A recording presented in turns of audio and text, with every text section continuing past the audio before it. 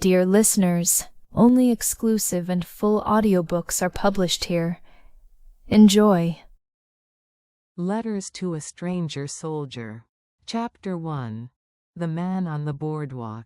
The library key still stuck a little in the cold, the way it had every October for 18 years, and Maggie Calder gave it the same small, practiced twist she gave it every morning, up, then left, then a breath held until the bolt gave way with a sound like someone clearing their throat.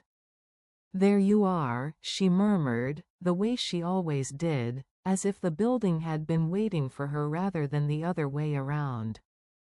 Havenmouth at 8:30 was mostly gulls. They wheeled low over the harbor wall, arguing about something only they understood, and the mist that had rolled in overnight was still deciding whether to burn off or stay for the day. It clung to the masts of the fishing boats and softened the row of shop fronts along the front, the chemist, the wool shop, the Gull and Anchor with its chalkboard not yet written on, so that the whole town looked, for an hour or two each morning, like it was still working out whether it wanted to be real yet. Maggie understood the feeling. Inside, the library smelled the way it always did, paper and radiator dust and the particular mustiness of the reference section, which no amount of open windows in August ever quite shifted. She hung her coat on the third hook, not the first or second, because the first was for umbrellas that never dried and the second squeaked, and she went along the front desk switching on lamps one at a time, watching the room come up gold and warm against the gray outside. It was, she thought, not for the first time, a good way to start a day. Better than most people got. She tried to remember that on the mornings it didn't feel true. By 9 there were the regulars.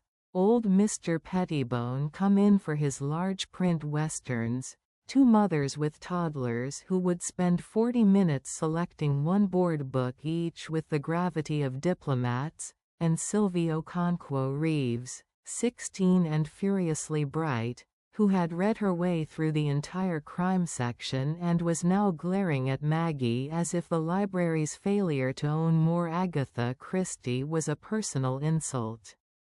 "We have the ones we have, Sylvie. You could order more." "I could. I will, actually, I've been meaning to." Sylvie brightened, suspicious of her own good mood, and slouched off toward the window seat with Murder on the Orient Express, which she had already read twice, according to the date stamps. This, too, Maggie thought, was a good way to spend a morning.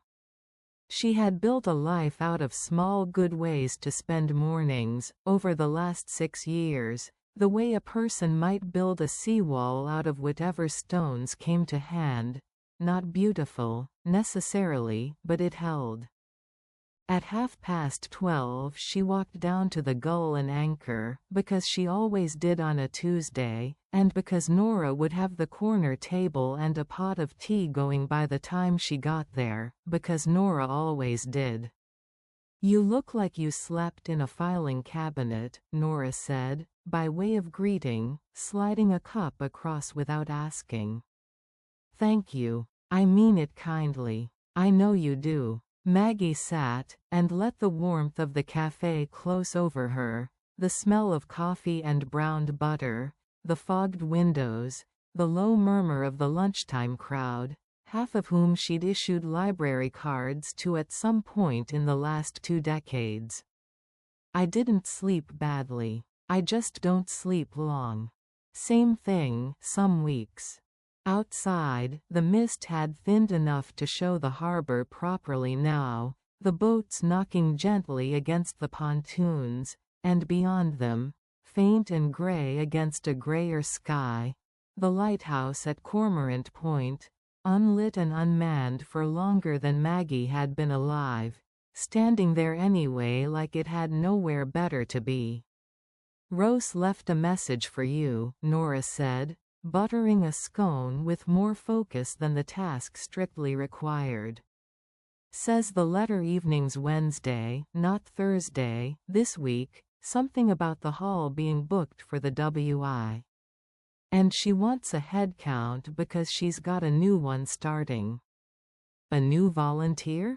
A new soldier, I think. Recently back, wants to help out on the writing side now instead of the receiving side. That's what she said, anyway.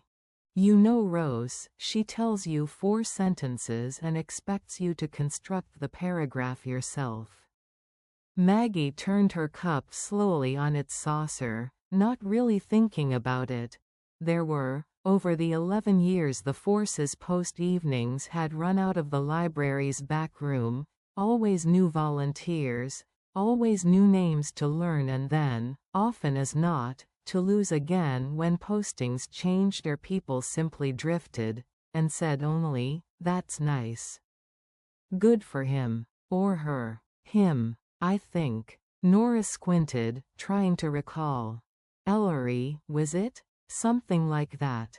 The name meant nothing. Maggie let it go past her the way she let most names go past her lately, filed somewhere loosely under Town, General, and asked instead whether Nora had heard anything more about the bakery 2 doors down, which was rumored to be closing, which turned out to be true, and which occupied the rest of their lunch far more thoroughly than any stranger's name could have.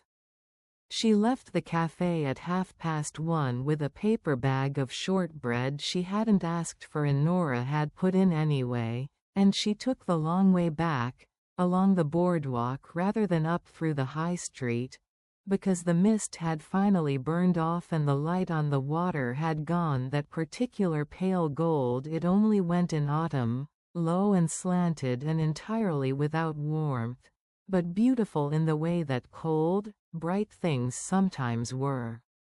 The boardwalk ran along the harbor front and out past the old net sheds toward the headland, worn silver gray by 100 years of salt and boots, and Maggie walked it slowly, the way she always did when she had 10 minutes to spare and no particular reason to hurry, because it was, without question, the best view in Havenmouth, and because Peter had loved it, and because 6 years on she had made a kind of peace with loving a thing that also ached a little, the way you might love a photograph of someone. There was a man on the 3rd bench. She noticed him the way you notice anything out of its expected place, not with alarm, just a small internal correction. Oh, someone's there. Because the benches along that stretch were mostly empty on a Tuesday afternoon in October, and this one held a man sitting very still, elbows on his knees, looking out at the lighthouse the way people generally only looked at things they were trying to work something out about. He was, she guessed, somewhere near her own age, early to mid-40s, perhaps, though it was hard to say exactly, because there was something about the set of his shoulders and the closeness of his haircut that suggested a life lived at attention for a long time, the kind of stillness that didn't come naturally to a person, only settled into them. He wore a dark green jacket, army surplus or the genuine thing, she couldn't have said which, and there was a stick propped against the bench beside him that he didn't seem to be using so much as keeping company with. She might have walked past without a second look. Havenmouth had its share of strangers, especially the returning serviceman kind, given the barracks 40 minutes up the coast road, except that as she drew level with the bench, he turned his head, and their eyes met. It was nothing. She told herself that immediately, firmly, the way you might tell yourself a stumble on the stairs was nothing, already past and not worth dwelling on. A stranger looked up because someone was walking past him. She looked back because it would have been odd not to. That was all it was. Except that he held her gaze a half-second longer than a stranger generally did, and something crossed his face that she couldn't name, not surprise exactly, and not recognition, because there was no earthly reason it should have been recognition. More like the expression of a man who has just heard, from very far away, a few notes of a song he used to know all the words to. "Afternoon," he said. His voice was low, a little rough at the edges, the kind of voice that had clearly spent a long time being quiet in places where being quiet mattered. "Afternoon," she said back, and kept walking, because that was what you did, and because there was a strange, small flutter under her sternum that she did not care to examine, and which she attributed, by the time she reached the net sheds, to nothing more than the cold air catching her a little short of breath. She did not look back. She wanted to, and didn't, and told herself this too was nothing. The cottage was cold when she let herself in. It always was, this early into autumn, before she'd got round to lighting the stove properly for the season. And she stood a moment in the narrow hallway peeling off her coat and scarf and letting the particular silence of the place settle around her the way it did every evening, familiar as an old coat of her own. 6 years, and the silence still had a shape to it. Not empty, exactly. Peter-shaped, maybe. The space where his boots used to sit by the door, where his voice used to call that you. From the kitchen before she'd even got the door shut, where the second toothbrush had been until she finally, 3 years too late, allowed herself to throw it away. She lit the stove. She made tea she wouldn't finish. She sat, as she did most evenings, in the chair by the window that looked out over the little garden and, beyond the hedge, a thin grey slice of harbour, and she let herself, for exactly as long as it took the tea to go from too hot to just right, think about the man on the boardwalk. Ridiculous, she told herself, and meant it, mostly. It wasn't him, particularly. She couldn't have described him in any detail beyond the jacket and the stillness and the low, rough voice, and by the time she was halfway through her tea she'd half convinced herself she was imagining the flutter at all, dressing up an ordinary moment as something it hadn't been. It was more that the moment had, without her permission, reached into a part of her she kept carefully shut most days and given it a small, unwelcome shake. She got up before she could sit with that thought any longer, and went to the sideboard, and took down the wooden box. It had been Peter's once, a plain thing, oak, that he'd kept fishing flies in, of all things, before she'd claimed it for something else entirely, and it sat now on her lap the way it did most weeks, though she made herself wait, usually, for a Sunday, and it was only Tuesday, and she knew, opening the lid, that this was its own kind of admission. The letters inside were not in any particular order, though she could have told you, without looking, roughly when each one had come. She knew them the way you know old songs, not word for word, not any more, but well enough that a single line could bring the whole thing back. She didn't take one out, not tonight. She only sat with the lid open and her hand resting on the topmost envelope, thin airmail paper gone soft at the folds from handling, addressed in handwriting she had once known better than her own, small, slanted, economical, the hand of someone who had learned to say a great deal in very little space and very little time. Dear whoever's kind enough to be reading this.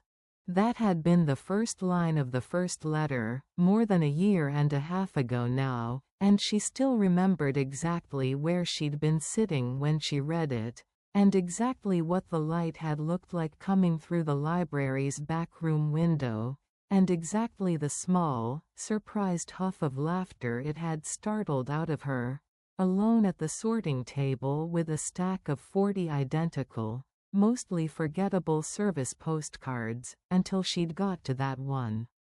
She had written back. She still wasn't entirely sure why. She had joined the forces post-evenings at Rose's gentle, persistent urging mostly to have somewhere to put a Tuesday evening that wasn't this chair, this silence, this box, and had expected to write 2 or 3 brisk, kind, impersonal letters over the course of a winter and think no more of it.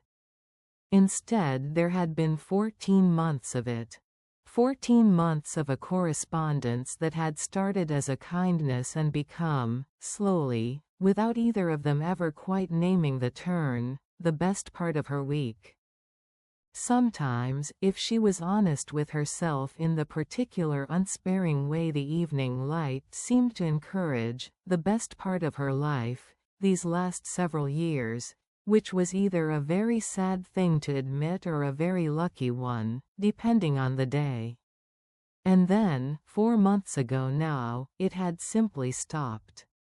No warning, no explanation, a last letter that ended mid-thought, promising more to come, and then nothing, no reply to the letter she had sent after it, the one that had cost her more than any of the others to write and seal and post, the one she still, 4 months on, woke some nights half convinced she'd imagined sending at all, because surely, if a person meant to simply stop, they gave some kind of warning first. She had told herself all the sensible things. That postings changed without notice. That letters went astray more often than people liked to think, especially from wherever he'd been. That a year of writing to a stranger, however dear that stranger had become on paper, did not entitle her to an explanation, or a goodbye, or anything at all. She had told herself all of that, and none of it had stopped the 4 months from feeling like a small, private bereavement she had no right to grieve and no one to grieve it with. She closed the lid. Ridiculous, she said again, out loud this time, to the empty kitchen, and got up to see about supper, because that, at least, was a thing a person could actually do something about. Her phone buzzed on the counter while she was cutting bread. A message from Rose, sent, judging by the timestamp, some 20 minutes ago while Maggie had been sitting with a box of old letters instead of checking her phone like a sensible person. Wednesday not Thursday this week, Hall's got the WIN. Same time, 6.30. Got a new one starting on the writing side, thought you could show him the ropes since you're my best letter writer, no pressure, ha. His name's Tom. Nice fellow, bit quiet, you'll like him. See you weds. X. Maggie read it twice, mostly registering the change of day, the way she'd register any small adjustment to a familiar routine, filing the rest of it, new one, quiet fellow, you'll like him, in the same loose, unremarkable place she'd filed the name Nora had given her at lunch, which she realized now, reading it again, was the same name. Ellery. Tom. It meant nothing. New volunteers came through the forces post-evenings the way new library members did. Steadily, unremarkably, absorbed into the rhythm of the place without much ceremony. And there was no reason on earth this one should be any different, or that she should feel, reading his name for the second time in one day, a faint and entirely unaccountable lift somewhere under her ribs, the way you might feel turning a page toward a chapter you had a feeling, without being able to say why, you were going to like. She put the phone face down on the counter and went back to the bread, and told herself, with rather less conviction than she'd have liked, that Wednesday was still 2 days off, and there was no earthly reason to spend either of them thinking about a stranger on a bench, or a name in a text message, or the particular, aching shape of a silence that had lasted 4 months now and showed no sign, whatever small foolish flutter under her sternum might have to say about it, of being anywhere close to over. Outside, the light was going the way it did this time of year, fast and gold, and gone almost before you'd noticed it start, and somewhere out past the harbor wall, the lighthouse stood unlit against the coming dark, keeping the same silent watch it always kept, over a stretch of water it had not, in living memory, needed to warn anyone away from. Maggie buttered her bread, and ate her supper alone, and did not, this once, take the letter box back down before bed. She thought, all the same, that she might on Wednesday have a great deal to write about. Chapter 2. Dear whoever reads this. 1 year and 4 months earlier, on a Tuesday not unlike any other Tuesday, Maggie Calder sat at the sorting table in the library's back room with a stack of blank notepaper in front of her and no idea, yet, what to do with it. "You don't have to write a masterpiece," Rose said, from across the table, where she was labeling a box of care package biscuits with the brisk efficiency of a woman who had run this evening for 6 years and had long since stopped being precious about any part of it. "Half of them just want to know someone at home thought of them. You could write about the weather. Soldiers love hearing about the weather, apparently. Something about missing it. That seems a low bar. It is a low bar. That's the point. Nobody's marking you on it." Rose glanced up, not unkindly. "Ellie thought this might be good for you, you know. Getting out on a Tuesday. Doing something with your hands that isn't shelving. I know what Ellie thought. I'm only saying." Maggie looked at the blank page for a while longer, and thought about all the things a person might write to a stranger who was, by definition, going to remain a stranger, thousands of miles away. Name assigned at random from a list, gone in 6 months to a different posting or a different letter writer or simply nothing at all. And found, to her mild surprise, that the anonymity of it made the page less daunting rather than more. She wasn't writing to anyone who'd judge her for it. She was writing to whoever. "Dear whoever's kind enough to be reading this, I should say up front that I have no idea how to do this.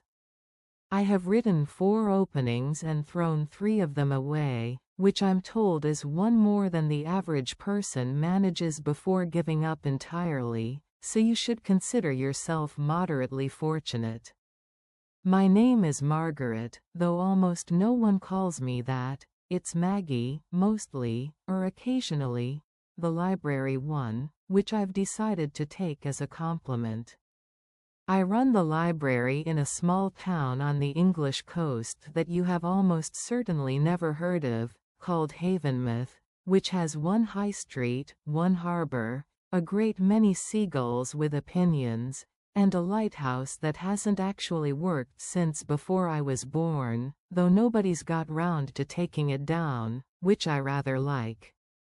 It gives the view something to think about.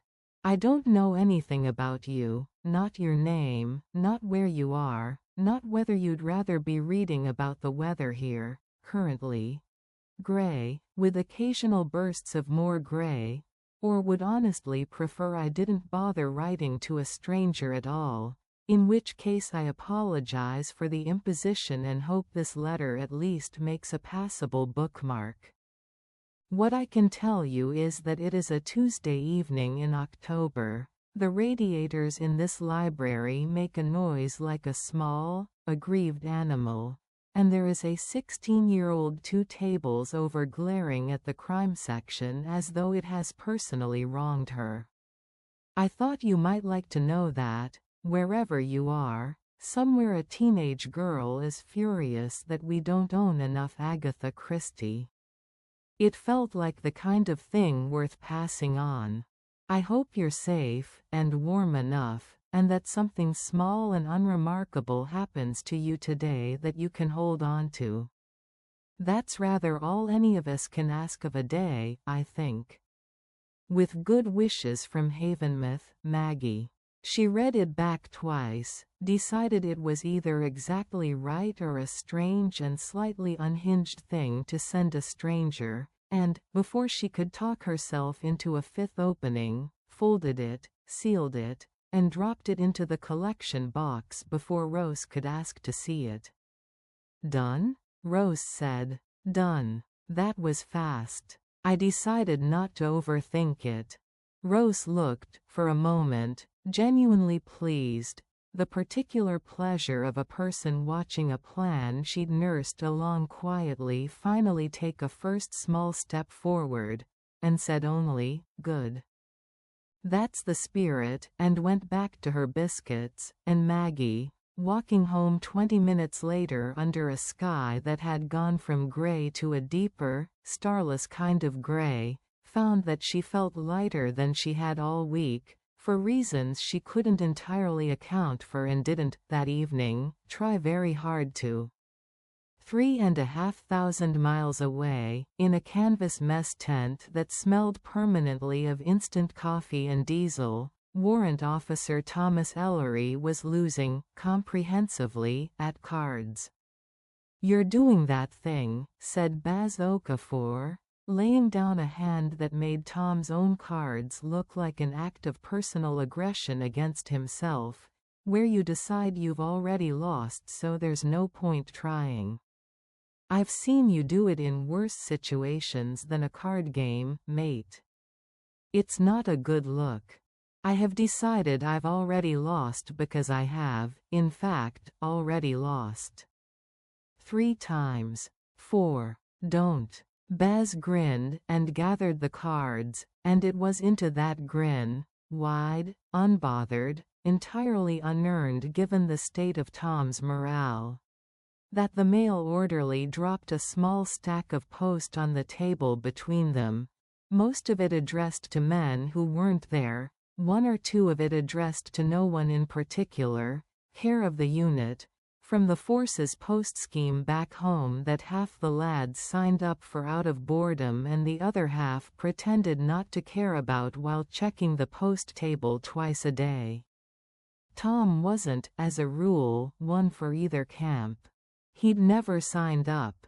Somebody had put his name down without asking. Baz, almost certainly, with the specific brand of unrequested helpfulness that had gotten Tom into at least 3 other things he hadn't agreed to over the years, and so it was more out of habit than hope that he picked up the one addressed, in a neat, slightly slanted hand, to a soldier, anywhere, from Havenmouth, and read it while Baz reshuffled. He read it once, quickly, the way you read most things in a place where you learned not to sit still with anything too long. Then he read it again, slower, and something in his chest did a small, unfamiliar thing that he didn't have an immediate name for. "What's that, then?" Baz said, not looking up from the cards. "Nothing. Didn't look like nothing. You've gone all quiet and constipated. That's just my face. It's a new expression for your face. I'd know. I've catalogued them all." Baz set the deck down. "Go on, then." Tom hesitated, and then, because it was easier than explaining why he didn't want to, and because some small, unguarded part of him actually wanted to read it aloud and hear how it sounded outside his own head, he read it, the whole thing, the 16-year-old and the aggrieved radiators and the unlit lighthouse that nobody had got round to taking down. Baz was laughing before he'd finished. "A passable bookmark. I like her. You don't know it's a her. Margaret. Maggie. Runs the library. Mate." Baz shook his head, still grinning.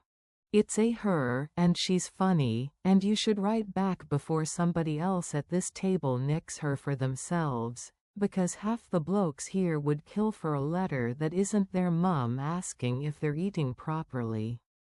I am eating properly. Relatively. Right back, Ellery. I don't even know what I'd say.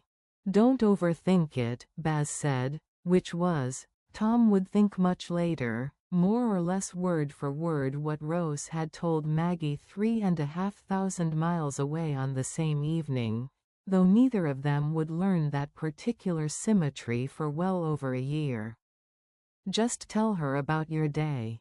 Tell her about the radiator noise. Tell her something true. That's all a good letter is, mate, something true, said plainly. Tom looked at the letter a while longer, at the neat, slanted hand, and thought about all the things he could write that would be safe and unremarkable and forgettable, the kind of reply that filled a page without saying anything a person could hold onto, and then, almost despite himself, found a pen, and a scrap of unit stationery, and began. Dear Maggie from Havenmouth, first, in the interest of full disclosure, I did not sign up for this. A mate of mine, who considers himself something of a matchmaker for reasons that remain unclear to me, put my name on the list without asking, and I have therefore been on the receiving end of a great many letters over the past several months that I did not particularly earn, though I have enjoyed most of them regardless. Yours is the first one that made me laugh out loud in a mess tent, which, for context, is not an easy room to get a laugh out of. My name's Tom. I'm a warrant officer with the Royal Engineers, which mostly means I fix things that break and occasionally build things that will, eventually, also break, which is a philosophy I've made a certain peace with over the years. I've been out here, I won't say exactly where, they get twitchy about that, for about 4 months of a longer tour, and I have to tell you, your unlit lighthouse sounds like the single most restful thing I've heard about in some time. We don't get a lot of restful out here. Mostly heat and dust, and the particular sound of 11 men playing cards very badly, one of whom is currently pretending he isn't reading over my shoulder. He is. Hello, Baz. I don't know much about libraries, if I'm honest. I was never much of a reader as a boy. My sister got all the reading genes in our family. But I like the sound of yours.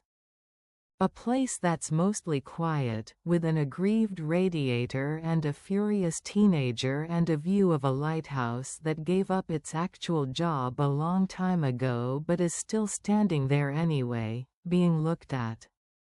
There's something to that, I think. I might not be explaining it well. It's late here, or early, depending which way you look at it, and I've had 4 cups of instant coffee that all tasted the same, which is its own kind of achievement, not a good one. I hope your radiator settles down. I hope the girl finds her Agatha Christie. And for what it's worth, the one thing I miss most out here, more than I expected to, is rain. Proper rain, the kind that actually gets you wet and doesn't apologize for it. It doesn't rain here, not really. Just heat that sits on you all day and doesn't move. I hope wherever you're reading this, it's raining.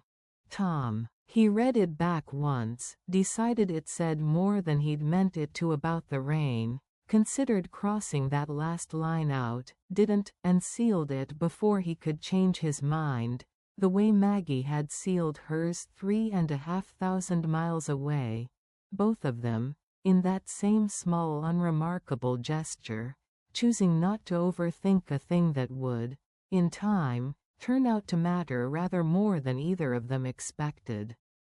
Well, Baz said, did you tell her about the rain? Shut up, Baz. You did. You absolute romantic. I said I missed rain. That's not romantic, that's meteorology. Baz grinned and dealt another hand, and said nothing further about it, though he would, months later, remind Tom of this exact evening with a smugness Tom would find increasingly difficult to argue with. It took the better part of 6 weeks for the letter to travel the distance it needed to travel, through the unit's outgoing post, through however many hands and however many sorting rooms stood between a forward operating base and a small library on the English coast. And Maggie had, by the time it arrived, largely stopped expecting a reply at all. Not out of disappointment, particularly. She'd written the letter the way you might drop a coin in a wishing well, a small, hopeful gesture into a void that didn't owe you anything back, and had gone on with her Tuesdays, and her library, and her quiet evenings in the chair by the window, more or less as before.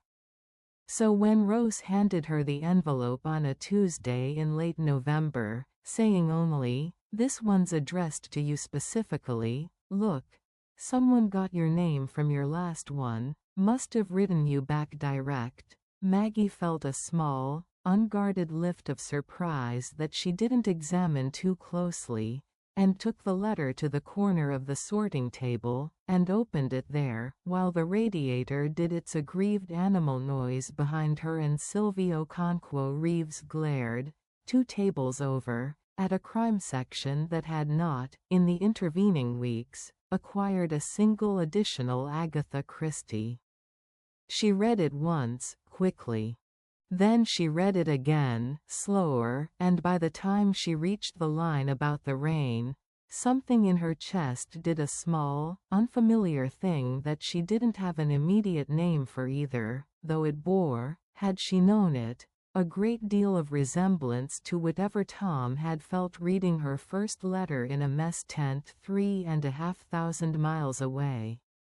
"Good one?" Rose asked, not looking up from her biscuits. "He said he misses the rain." "Well, that's easily solved.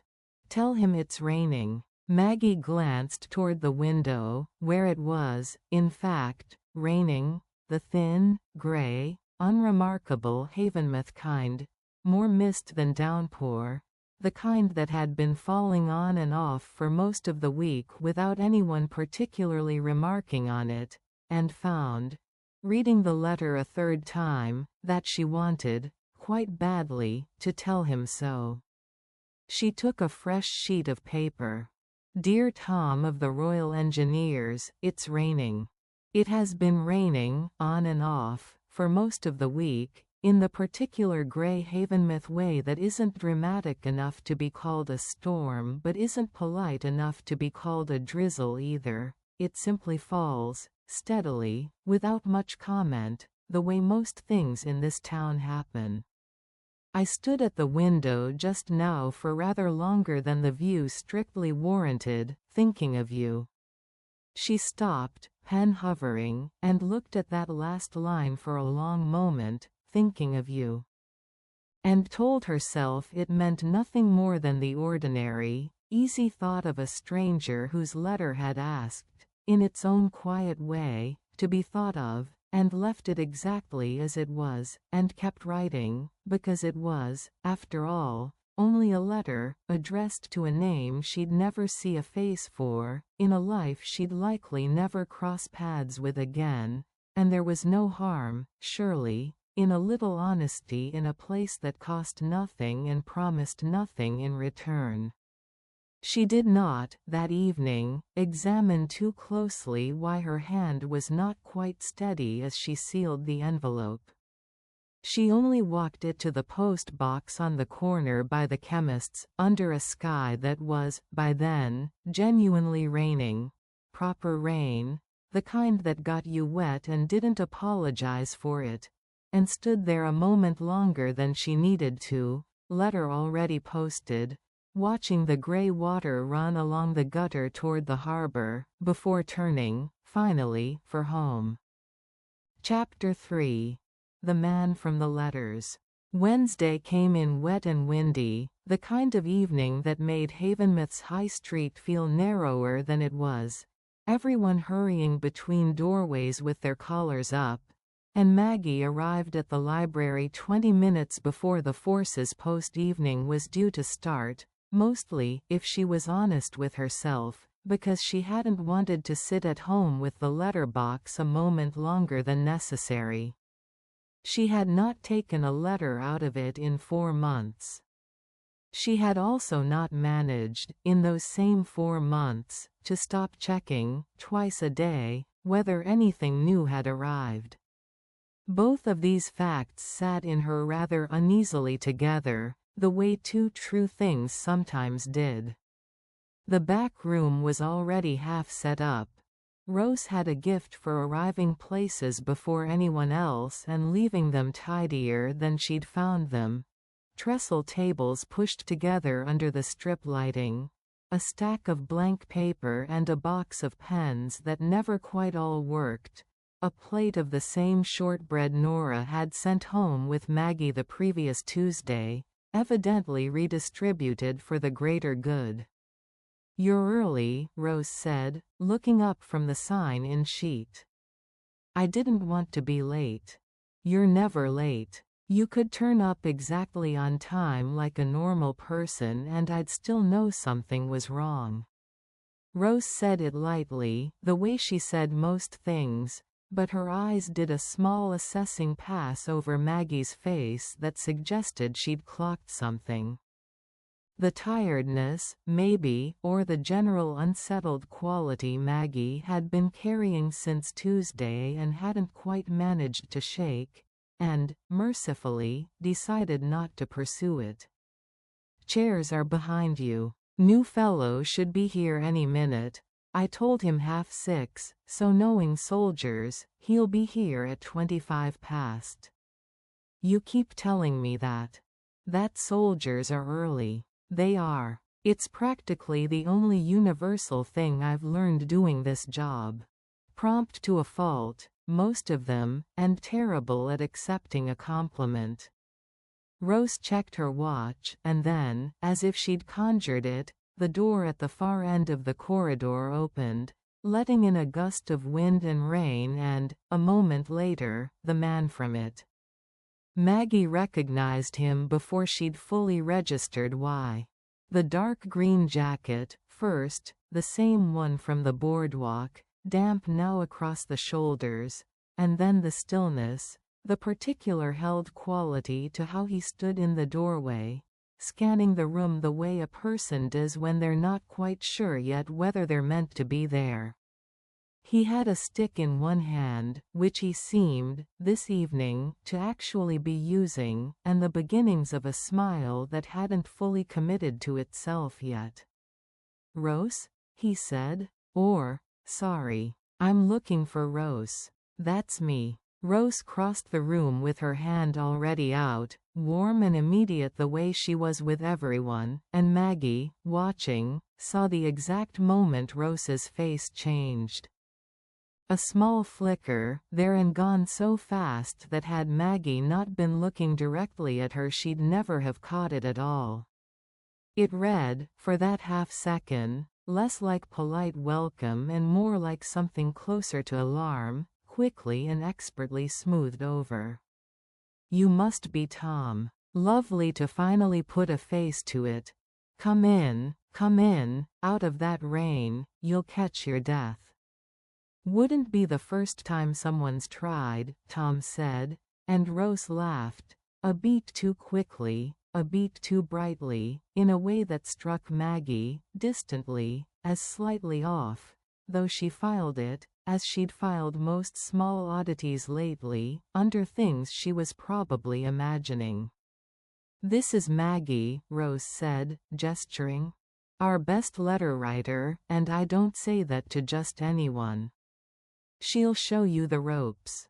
Tom turned, and for the second time in 4 days, his eyes met Maggie's, and this time there was nowhere for either of them to simply keep walking. "We've met," he said, and there was something in the way he said it, careful, almost testing, that made Maggie's stomach do a small, unhelpful turn. "Sort of. The boardwalk, Tuesday. I don't think we actually. I'm Tom. Maggie. She held out her hand, and he shook it, his grip careful in the way of a man conscious of his own strength, and up close, in the warm ordinary light of the library's back room rather than the grey afternoon by the harbour, she could see him properly for the first time. Lines at the corners of his eyes that spoke of either a great deal of laughing or a great deal of squinting into difficult light, likely both, and a quietness that didn't feel shy so much as considered, like a man who had learned, somewhere along the way, to think twice before he spoke and had never quite unlearned it. "You're the one who runs this, then," he said. "The letters. I help run it. Rose is the one who actually organizes anything. I mostly just write. I used to do this from the other end," Tom said, settling into the chair Maggie gestured toward, wincing very slightly as he did, in a way he seemed to be trying to hide and not quite managing. "Receiving, I mean. Out on tour. Thought, now I'm back and signed off work for a bit, I'd try the other side of it. See what it looks like from here. And what does it look like from here? Honestly?" He glanced round the room, the trestle tables, the mismatched pens, the shortbread, the strip lighting doing its determined best against the wet dark outside the windows, and something in his expression eased, just slightly, into what might, in time, become genuine warmth. "Smaller than I pictured it. In a good way. I always imagined, I don't know. Something grander. Turns out it's just a room and some biscuits and people trying to say something true to a stranger. Which is, honestly, harder than it sounds."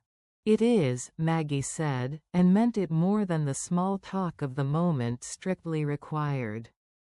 "It's the hardest kind of writing there is, I think. Easier to be honest with someone you'll never meet than with someone who already knows you." Tom looked at her for a moment, a beat too long again, the way he had on the boardwalk, and said, quietly, "Someone told me something like that once, actually. In a letter." A small, private smile crossed his face, gone almost as soon as it arrived. "Said it was easier to tell a stranger the truth because you didn't have anything to lose by it yet." The words landed somewhere just under Maggie's ribs, in a place she couldn't have named, and for a strange, suspended half-second she felt the edges of something trying to come into focus. A recognition without a source. The way you might catch a familiar smell in an unfamiliar room and spend a full minute failing to place it. "That's rather a good way of putting it," she managed. "Wasn't mine. Wish I could take credit." Across the room, Rose had gone very quiet over the sign-in sheet, her pen not moving, her eyes fixed on the paper in front of her with an intensity the task didn't require. When Maggie glanced over, Rose looked up too quickly, smiled too readily, and said, "Right. Who wants tea before we get started properly?" in a voice pitched slightly higher than her usual register, and busied herself at the little kitchenette in the corner with the particular focus of a woman who very much did not want to be looked at just then. Maggie thought, distantly, that she ought to ask Rose if she was all right. She thought it, and then Tom asked her something about the lighthouse. Whether it had ever actually worked, or whether Havenmouth had simply inherited a very tall, very decorative folly, and the thought slipped away, the way thoughts did, under the ordinary, absorbing pull of a conversation that was turning out to be considerably better than she'd expected a Wednesday evening to be. The session ran its usual course around them. Half a dozen other volunteers at the far tables, heads down, pens scratching. the particular companionable quiet of a room full of people trying to say something kind to strangers. But Maggie found, as the evening went on, that she was talking to Tom rather more than she was writing to anyone else, and that neither of them seemed especially inclined to stop. He was, she discovered, funnier than his stillness suggested, in a dry, understated way that took her a beat to catch each time and made it land harder when she did. He told her about a corporal in his unit who'd once tried to fix a generator with what he swore, under interrogation, was just enthusiasm, and about his sister, older, sharper, currently somewhere in Canada doing something with logistics that Tom claimed not to fully understand despite having asked her to explain it 4 separate times. He asked about the library, genuinely, it seemed, rather than out of politeness. What she'd read lately, whether Sylvie had ever forgiven the crime section, what exactly was wrong with the radiator that made it sound the way it did. "You know about the radiator," Maggie said, before she could stop herself. Something flickered across Tom's face, quick, almost imperceptible, gone before she could read it properly. "You mentioned it, just now. The noise it makes." "Did I?" "You did." He said it easily enough, but there was a small pause after it, a fraction of a beat too long, and Maggie let it go, because there wasn't, after all, anything strange about mentioning a noisy radiator in a conversation that had, by that point, wandered fairly freely across half a dozen topics. It was only, she thought later, that the whole evening had that quality to it, small, unaccountable echoes, moments that snagged briefly on something before sliding loose again, the way a familiar tune sometimes surfaces in an unfamiliar arrangement, close enough to recognize, different enough that you can't quite place it, and you spend the rest of the evening only half listening to whatever's actually being said, waiting for the tune to come round again. "Can I ask you something?" Tom said, as the room began, around them, its slow process of packing up, chairs scraping, Rose's voice carrying from the far end, bright again now, whatever had unsettled her earlier apparently smoothed over or at least set aside, "and you can tell me it's none of my business." "You can ask. Do you write to anyone yourself? Out on tour, I mean. Not just running the evening." Maggie felt the question land somewhere it hadn't strictly been aimed, and took a moment longer than the question warranted to answer it. "I did. For a while." "Did?" It stopped. She said it lightly, the way you'd mention any small, ordinary disappointment, a subscription that had lapsed, a friend who'd moved away and gradually stopped writing back, because it was easier, she'd found, over the past 4 months, to say it lightly than to say it any other way. These things do, sometimes. Postings change. People move on. Tom was quiet for a moment, in a way that felt, oddly, less like the end of a conversation than the beginning of a different one he wasn't quite ready to have yet. "That's a shame," he said, finally. "Sounds like it mattered to you." It did. She hadn't meant to say even that much, but something about the room, the late hour, the particular unguarded ease that had settled between them over the course of the evening, made it easier to admit than it would have been an hour earlier. More than it probably should have, given I never actually. She stopped herself, and shook her head, and said, "Anyway. It's fine. It was a nice thing, while it lasted."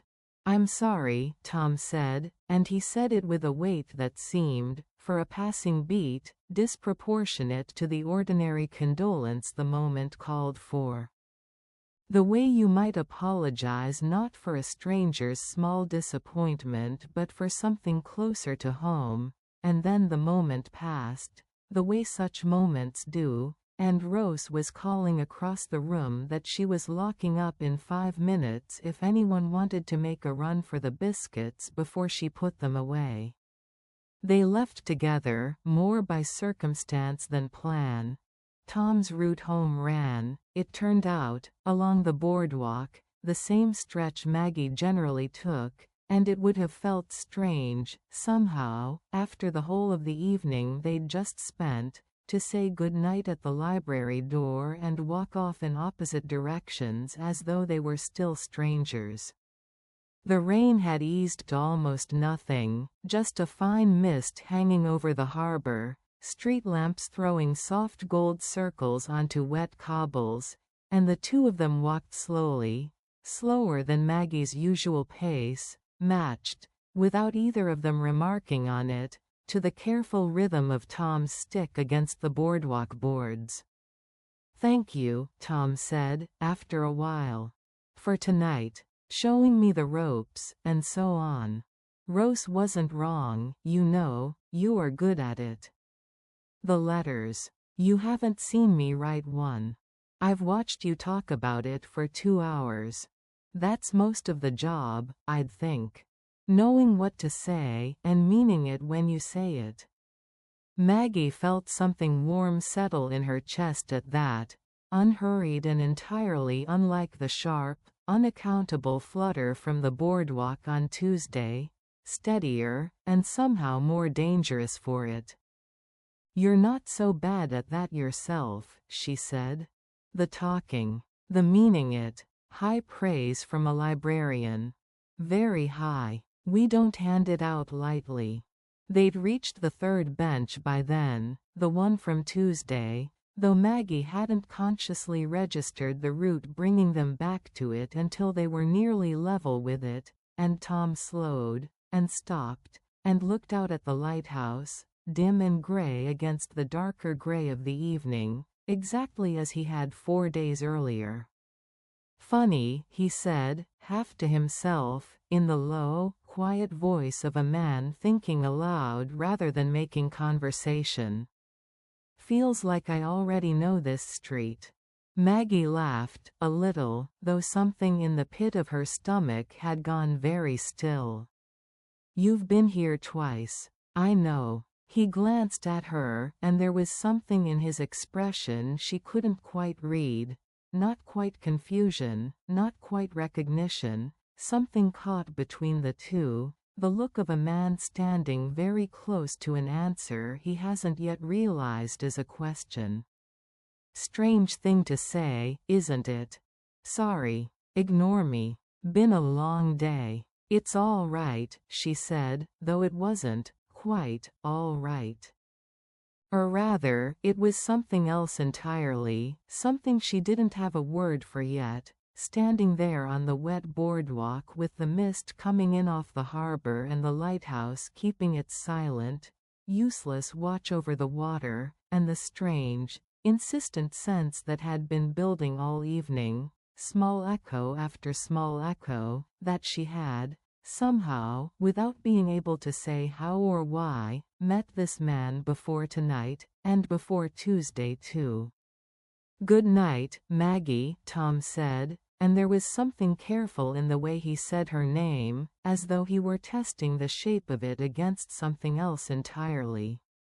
"Good night, Tom." She watched him go, slow, careful steps along the boardwalk, the stick tapping softly against the boards, the dark green jacket disappearing gradually into the mist, and stood there rather longer than the walk home strictly warranted, looking out at the lighthouse herself now, turning over, without quite letting herself finish the thought, the particular, unplaceable familiarity of a voice she could have sworn, if she'd let herself, she'd been hearing in her head for the better part of 14 months.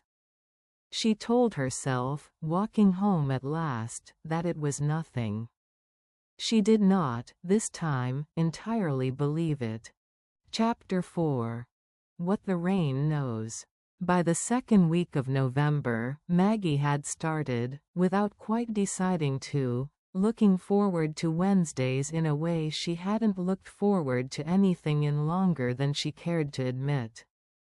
It wasn't only the letter evenings, though those had taken on a new shape since Tom had joined them. He'd become, over 3 sessions, less the new volunteer and more simply a fixture, the way a chair or a lamp becomes a fixture, present and expected and quietly essential to the room feeling right.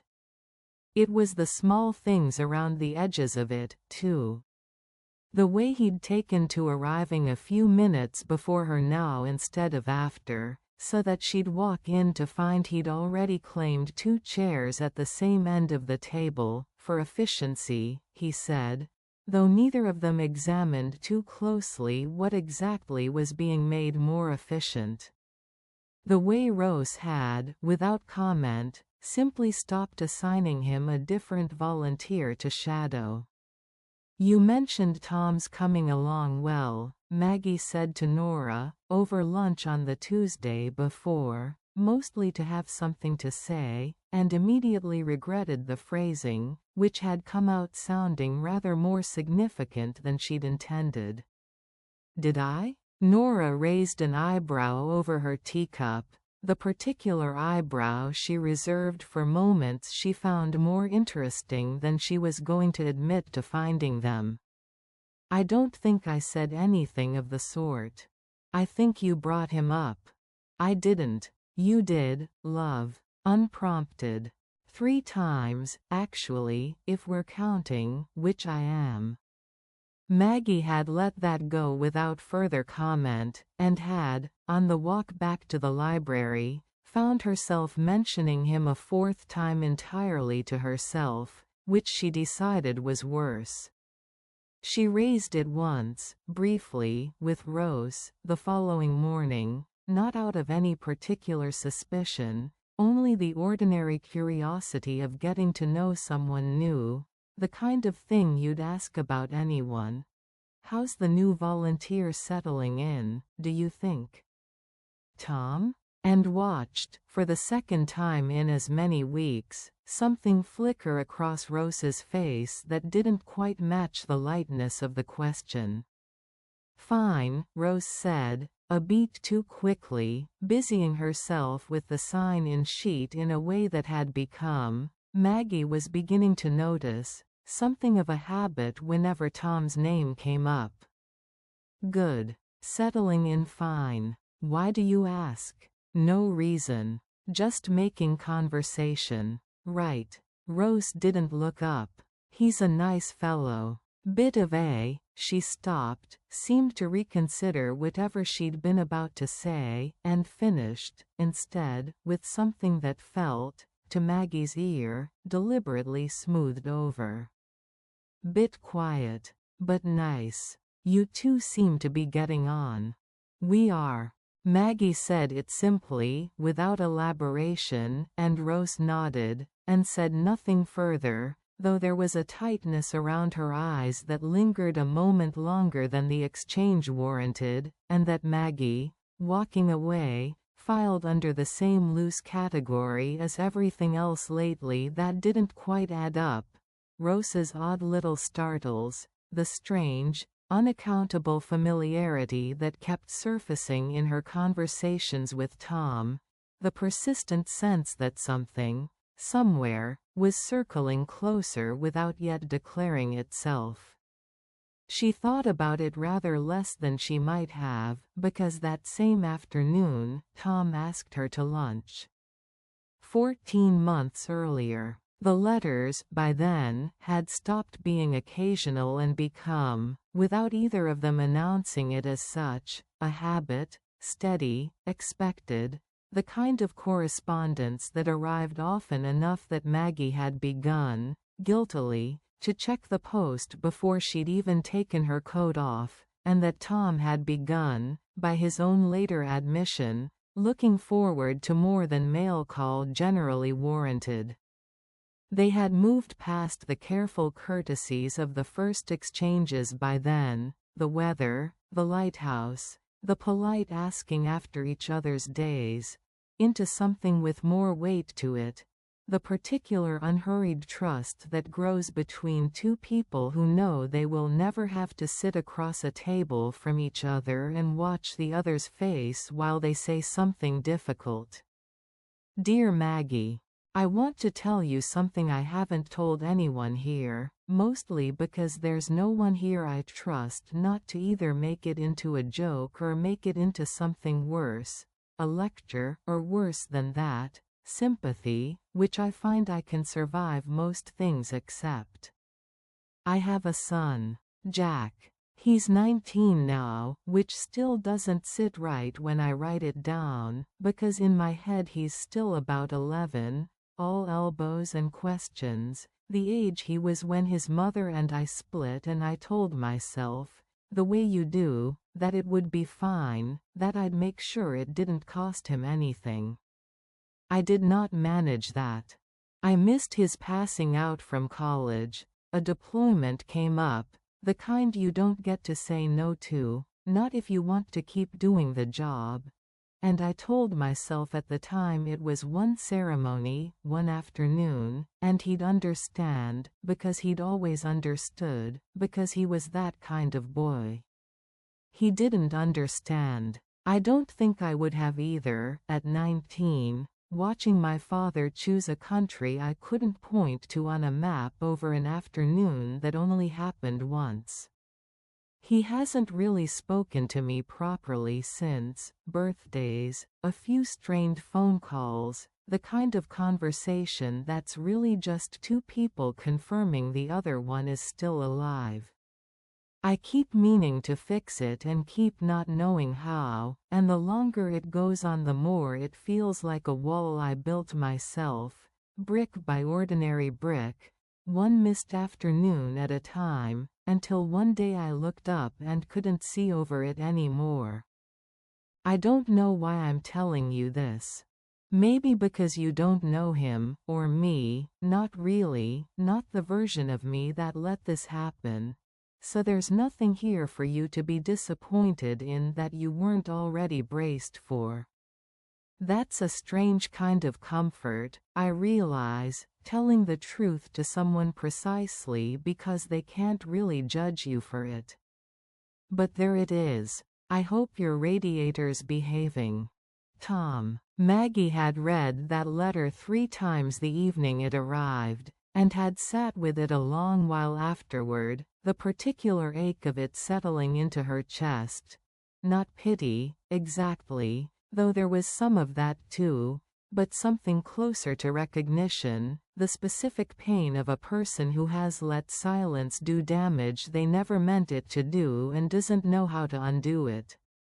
She had thought, for a long time, about what to write back, and had, in the end, written something she had never told anyone in Havenmouth. Not fully, not even Nora. Dear Tom, I'm glad you told me, and I don't think less of you for it. I think, actually, that a person who can look at a mistake like that clearly enough to describe it the way you just did is a person who's already most of the way toward fixing it, whenever he's ready to try. That's not nothing. Most people spend a lifetime not managing even that much honesty with themselves. I'll tell you something too, since we seem to be in the business of it now. My husband, Peter, died 6 years ago. A heart attack, sudden, no warning. He went out on the harbor pilot boat one ordinary Thursday morning exactly the way he'd gone out 1,000 ordinary Thursday mornings before it, and he didn't come back, and there was nothing anyone could have done. The doctors were very clear about that, very kind about it, as if kindness could do anything useful against a fact like that. What I've never told anyone, not my daughter, not my closest friend here, no one, is that we argued that morning. Nothing significant, in the scheme of things. Something about money, about a decision I'd made without asking him first. The kind of small domestic friction every marriage has 100 times over and mostly forgets by lunchtime. He left without kissing me goodbye. I let him. I remember thinking, quite clearly, fine, be like that, and going back to my tea, and that was the last thing that passed between us. Not a fight, not really, just a small, petty, forgettable coldness that I never got the chance to warm back up. I have spent 6 years telling myself it doesn't matter, that he knew I loved him, that one cold morning doesn't erase 18 years of warm ones. Some days I believe it. Other days I think about the version of that morning where I got up from the table and kissed him goodbye anyway, argument or not, and I don't know what to do with how much I want that version to be the true one instead. I don't think either of us is as ruined as we're afraid we are. I hope you don't think less of me for saying that either. I hope, wherever you are, it's raining. I find I think of you whenever it does now, which is rather often, this time of year. Maggie. The lunch, when it came, felt like the natural extension of 4 months of Wednesday evenings rather than any deliberate step forward. Tom had simply said, packing up after the session, "I don't suppose you'd let a man buy you a sandwich sometime, would you? Purely on the grounds that I don't know a single other person in this town and you're the only one who's explained the bin collection schedule to me without making it sound like a personal failing." And Maggie had laughed, and said yes, before she'd fully registered saying it. They met at the Gull and Anchor the following Tuesday, Nora watching the whole exchange from behind the counter with an expression of such carefully managed neutrality that Maggie knew, without needing to be told, that it would be discussed in detail the moment Tom was out of earshot. It was, Maggie thought, an easy sort of lunch, easier than she'd expected, given how carefully she'd dressed for it that morning and then spent 20 minutes talking herself out of caring that she'd dressed carefully at all. Tom told her about the boatyard, where he'd started helping out a few mornings a week, more for something to do with his hands than for the money. She told him about Sylvie's ongoing campaign for more Agatha Christie, which had recently escalated to a formally written letter of complaint, addressed, with devastating precision, to the management. "She sounds like a menace," Tom said, grinning. "She's my favorite person under 20 in this entire town. Don't tell her I said that. Your secret's safe." The rain had started again somewhere in the middle of their second cup of tea, the ordinary Havenmouth kind, steady and unhurried against the cafe windows, and Tom glanced toward it, and something crossed his face, brief and thoughtful, that Maggie couldn't quite place. "You all right?" she asked. "Fine. Just," he paused, turning his cup slowly on its saucer, in a gesture Maggie recognized, with a small internal jolt, as identical to one of her own. "There's someone I used to write to, actually. Ages back. Said something once, about the rain, that she thought of me whenever it rained here. It sounds daft, saying it out loud." Maggie's chest went very still. "It doesn't sound daft." "No?" He looked up at her, and there was something searching in his expression, something reaching toward a question he didn't yet seem to know how to ask outright. "It was, I don't know. It mattered more than I expected it to, at the time. More than a letter from someone you've never met probably should." "What happened?" Maggie asked, quietly, though some part of her. The part that had been circling this exact feeling for 3 weeks now, the small unaccountable echoes, the boardwalk, the radiator, the phrase about strangers and honesty. Already half knew she didn't want to hear the ordinary answer. Tom was quiet for a long moment, looking out at the rain running down the cafe window, and when he spoke again, his voice had gone lower, more careful, the voice of a man choosing his next words the way you'd choose your footing on wet stone. "It stopped," he said. "The letters. About 4 months ago. No warning, nothing. I wrote one more, after the last one I had from her, and never heard anything back, and I told myself all the sensible things you tell yourself. Postings change. People move on. It was never anything but letters, anyway." He shook his head, a small, rueful motion. "Doesn't stop you missing it, though. Or her. Whoever she actually was." Maggie sat very still, her tea going cold in front of her, the rain drumming softly against the glass, and felt the whole shape of the last 3 weeks. Every small echo, every unaccountable familiarity, every moment that had snagged briefly on something and slid loose again, begin, at last, to gather itself into a single, unbearable, impossible shape she did not yet have the courage to say out loud. "I'm sorry," she managed. "That sounds like it mattered." It did.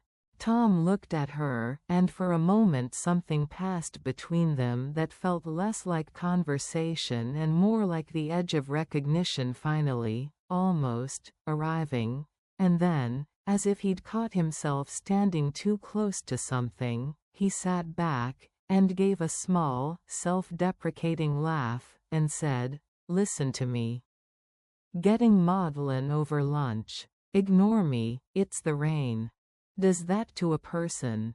"It's all right," Maggie said, though her voice, when it came, was not quite steady. "I don't mind. The rain does that to me too." She did not say anything else.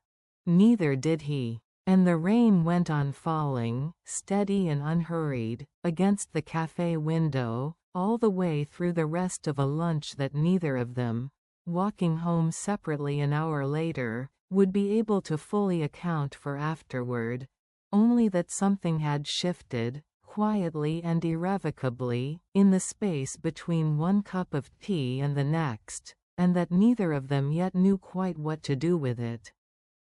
Chapter 5. The Last Good Letter.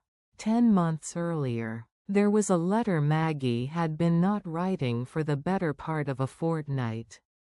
She knew, by then, more or less exactly what needed to be said in it, and had known for some weeks, had known it, if she was honest, from somewhere around the 3rd or 4th month of the correspondence, when she'd caught herself rereading a line of his over breakfast instead of the newspaper, and had spent the rest of that day quietly appalled at herself, a woman of 52 mooning over a letter like a girl of 19.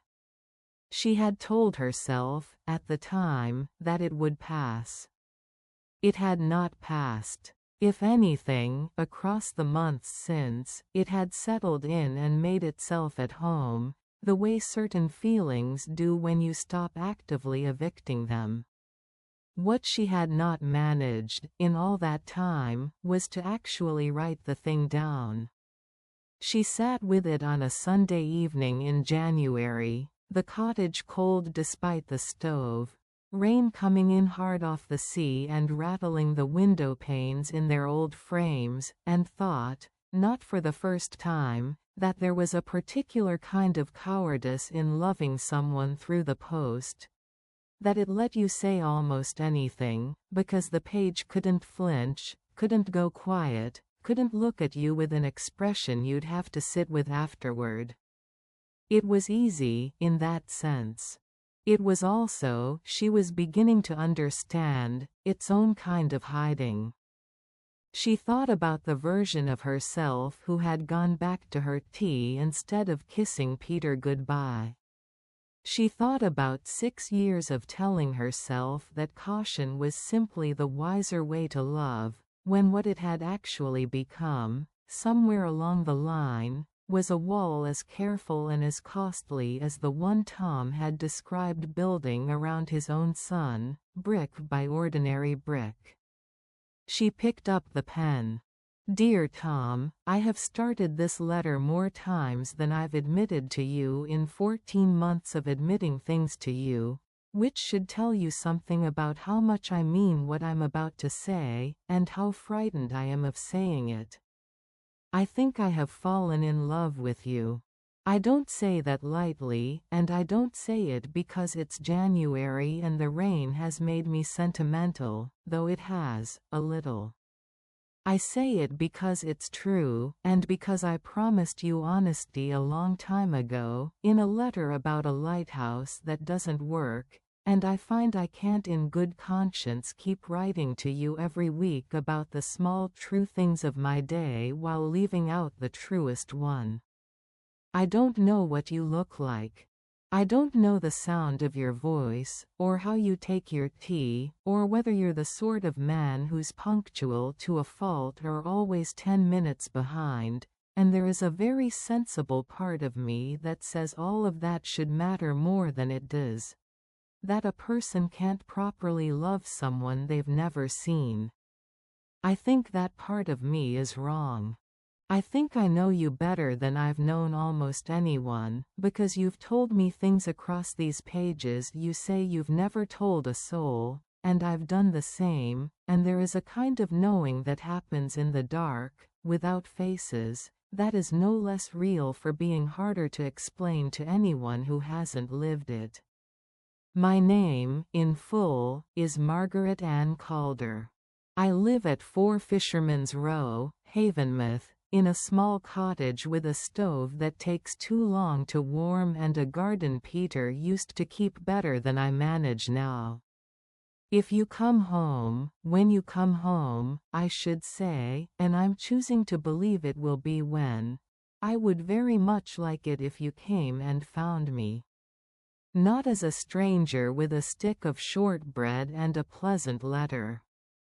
As whoever you actually are, standing in front of me, so I can finally stop imagining your face and start learning the real one. I am 52 years old and I have been careful with my heart for 6 years because I thought caution was the safer kind of love. I don't think that anymore. I think caution, held onto long enough, is just its own kind of loneliness wearing a sensible coat.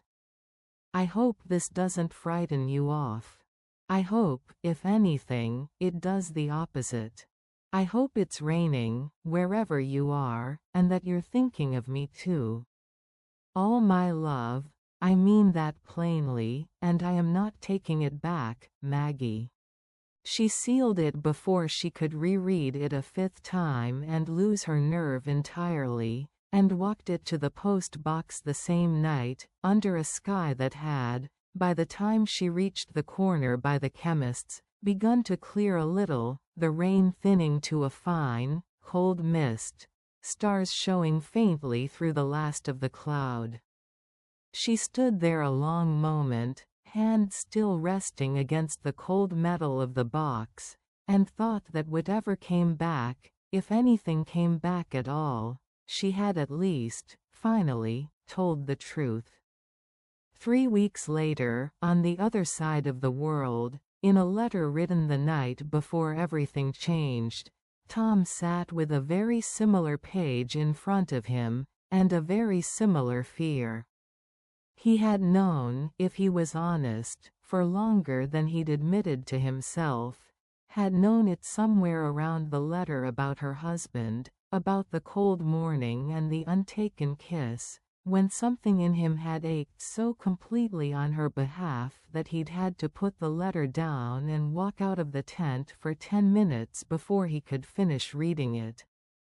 He had told Baz, eventually, more of the truth than he'd told anyone in years, and Baz, for once in his life, had not made a joke of it.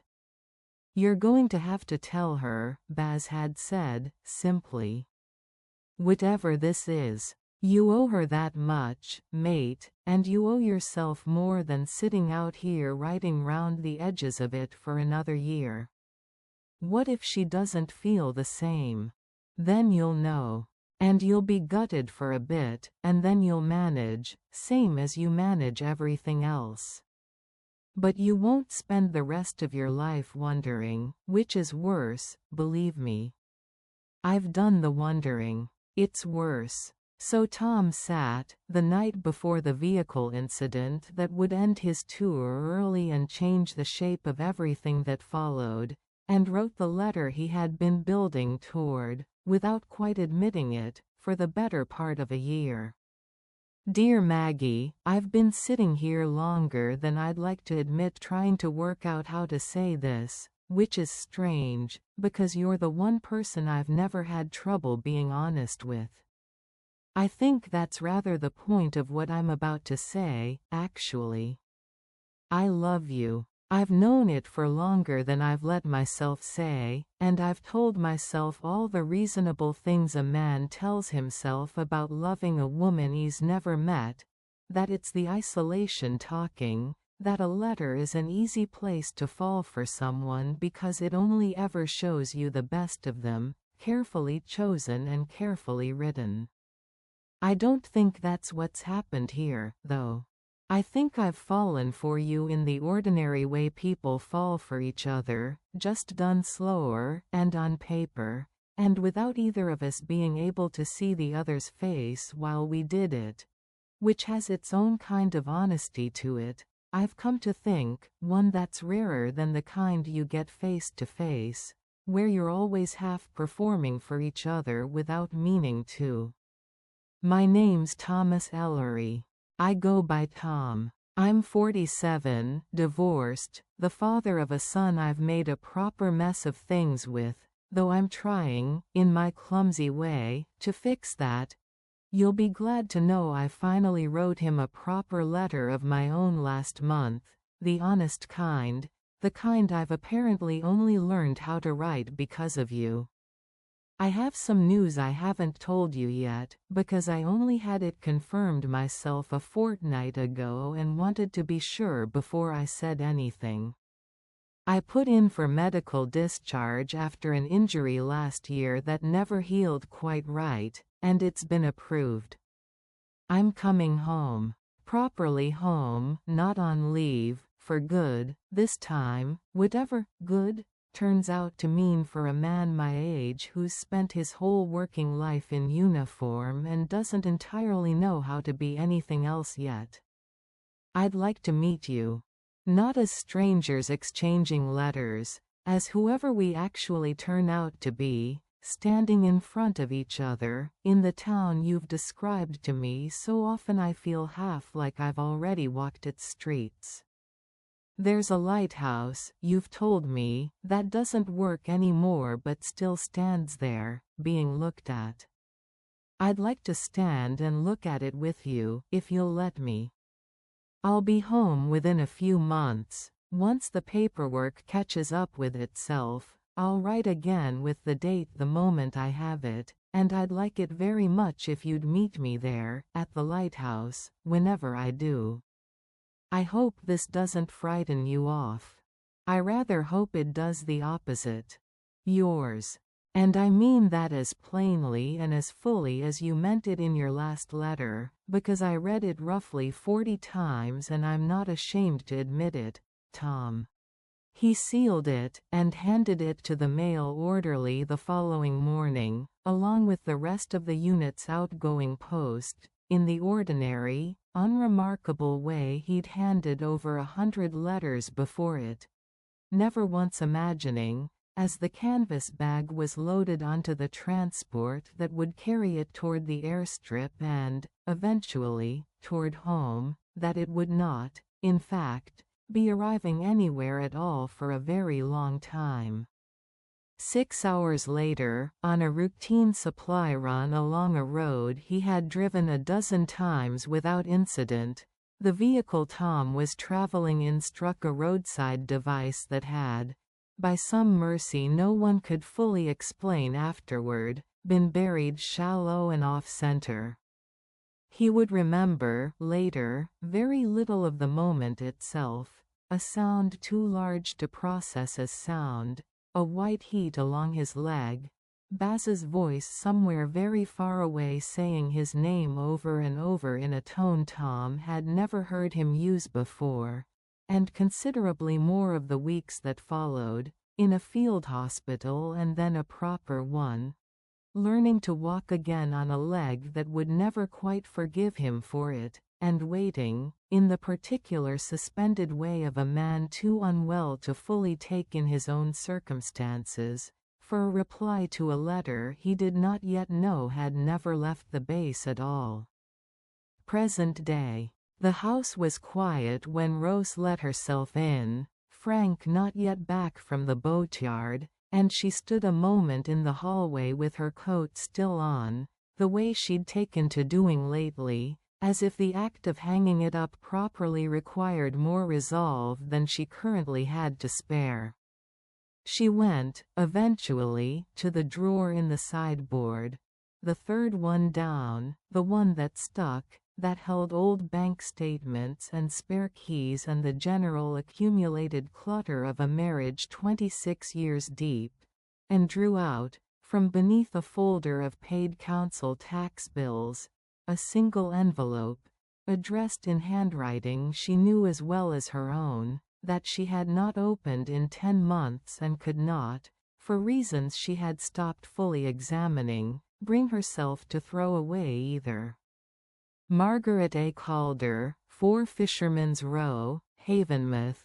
The return address read, in Maggie's careful, slanted hand, and beneath it, the forwarding address of a Forces Post Depot. Rose had memorized without meaning to, the address of a man whose real name she had, 10 months ago, recognized the instant it crossed her sign-in sheet, and had, in a single unthinking, protective, entirely well-meant moment, decided not to let travel any further. She had told herself, that day, that she only meant to hold it back a little while. To have a quiet word with Maggie first, to make sure her sister-in-law understood exactly what she was risking, giving her real name and address to a man she'd never met, a man who could, for all any of them actually knew, be anyone at all behind those careful, charming letters.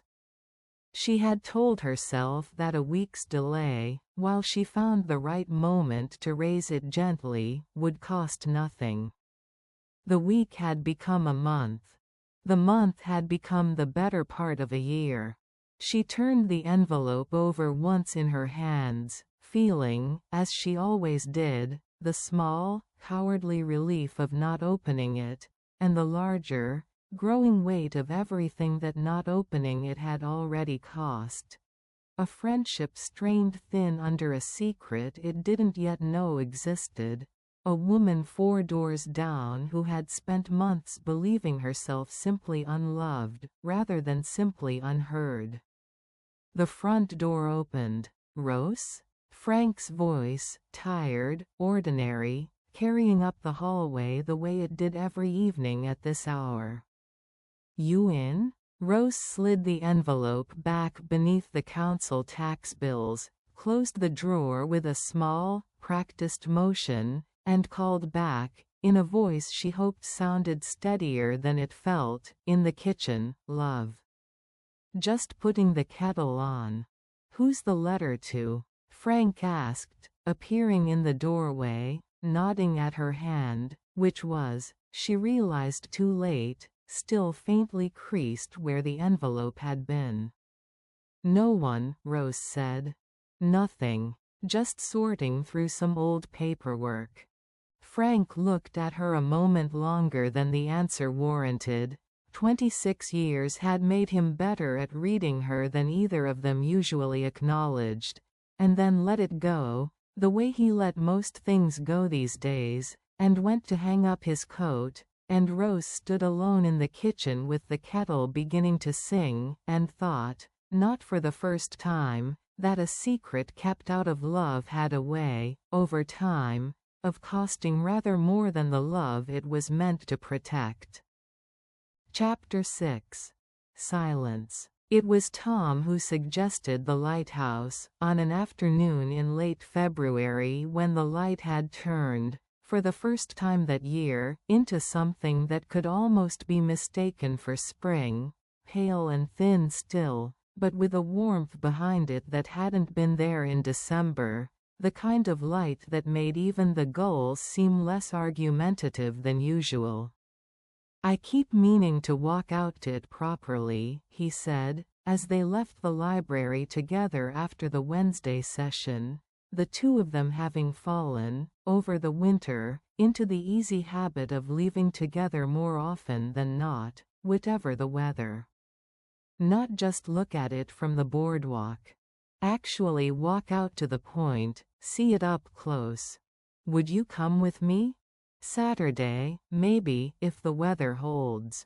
Maggie felt the question land somewhere she wasn't prepared for, not the question itself, which was simple enough, an ordinary invitation between two people who had spent 4 months becoming something neither of them had quite named yet, but the shape of it, the particular pull of a lighthouse she had described to a stranger in a letter nearly a year ago, in words she couldn't now remember exactly but whose meaning she remembered perfectly, a view that has something to think about, and the sudden, dizzying sense of standing at the edge of a coincidence too large to be a coincidence at all. "I'd like that," she heard herself say, and meant it, and then, almost in the same breath, felt something close over in her chest, quick and reflexive, the particular flinch of a person who has learned, the hard way, that wanting something this much is generally the surest way to lose it. "Good," Tom said, and something in his face eased, warm and unguarded, in a way that only made the flinch in her chest tighten further. "Saturday, then. I'll come by yours around 11, if that works. We can walk out together, take our time." "Saturday," Maggie agreed, and told herself, walking home, that she meant it. She did not, in the end, mean it. Saturday came in clear and bright, genuinely bright for the first time in weeks, the sort of morning that seemed almost designed to make good on a promise, and Maggie stood at her own front door at 10:30 with her coat already on, and found that she could not, for the life of her, make herself open it. She told herself it was the cold, though it wasn't especially cold, not for February, and then that she'd forgotten something, though there was nothing to forget, and then, finally, standing there with her hand on the latch and her heart going harder than the short walk to the lighthouse could possibly account for, she admitted to herself, in the plain, unsparing way the morning light seemed determined to make her do, that she was afraid. Not of Tom. Never, by that point, of Tom. Of the lighthouse itself, and everything it seemed, without either of them ever quite saying so, to have come to mean.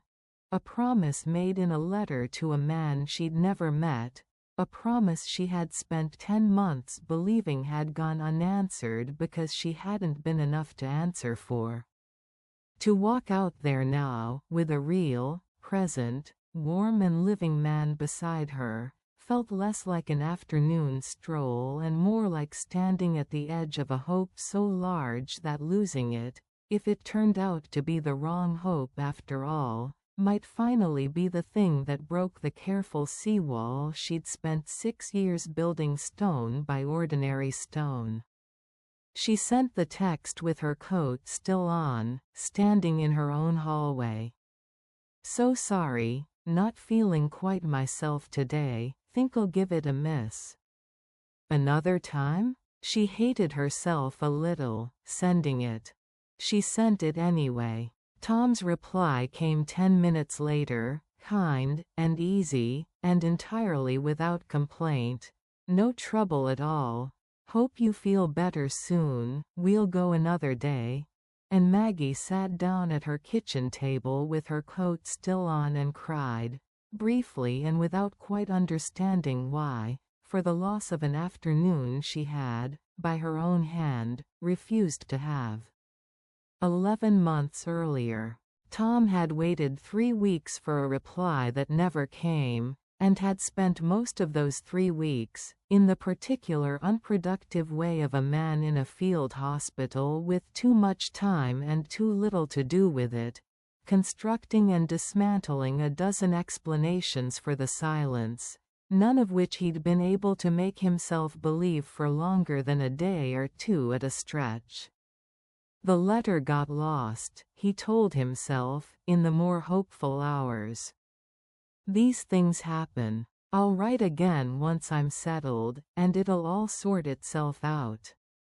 But the hopeful hours had grown fewer as the weeks wore on, replaced by a quieter, harder conviction that felt, if he was honest, more consistent with the general shape of his life to date, that he had, in laying himself out so completely on a page, finally shown a woman exactly who he was, medical discharge and estranged son and all, and she had, on reflection, found the reality of him rather less appealing than the letters had promised. "You don't know that," Baz had said, visiting between his own duties, finding Tom in the hospital's small day room staring at nothing in particular. "Could be 100 things. Posts a mess out here, you know that better than most." 3 weeks, Baz. She wrote back within days, every other time. So maybe this one needed more thinking about.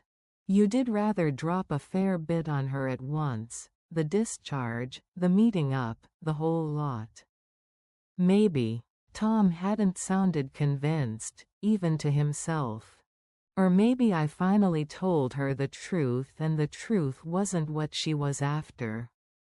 He had not written again. It was, he would think much later, the single greatest regret of the whole affair, not the silence itself, which he'd had no control over, but his own response to it, the old, familiar instinct to retreat rather than risk a second rejection, learned so young and so thoroughly that it had taken him nearly a year to even recognize it operating in him again, quietly closing a door he might, had he only knocked once more, have found was never actually locked. 10 months earlier, Maggie had waited longer than 3 weeks, had waited, in fact, the better part of 2 months, checking the post each morning with a hope that grew thinner and more brittle by the day, before she allowed herself to accept what the silence seemed, by then, to be plainly telling her.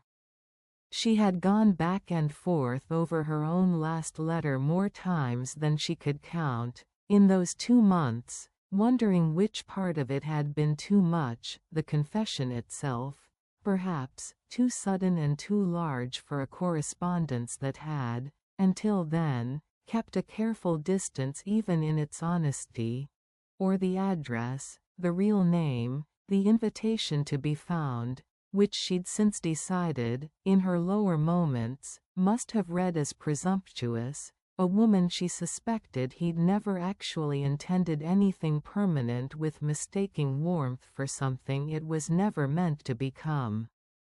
"You could write again," Ellie had suggested, gently, during one of her visits, sensing, the way daughters generally sense these things, whatever their mothers try to hide, that something had gone quietly wrong in the rhythm of Maggie's weeks. "Just to ask. There's no shame in asking, Mum. There's a great deal of shame in asking someone why they've stopped wanting to hear from you," Maggie had said, more sharply than she'd meant to, and had apologized for it after, and had not written again, for the same old, familiar reason that had kept her careful for 6 years already. That it was easier, in the end, to assume the worst of yourself than to risk finding out you'd been right to hope.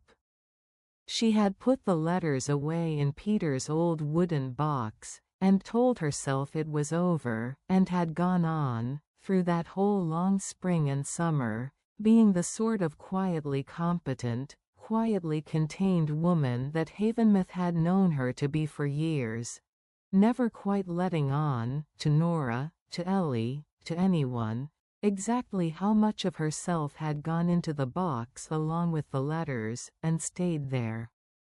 Present day. Tom walked home alone that Saturday afternoon, along the boardwalk and past the lighthouse he'd meant to visit properly with Maggie beside him, and found, standing at the third bench where the two of them had stood together 3 months earlier, that the disappointment sat rather heavier than a cancelled afternoon should reasonably account for.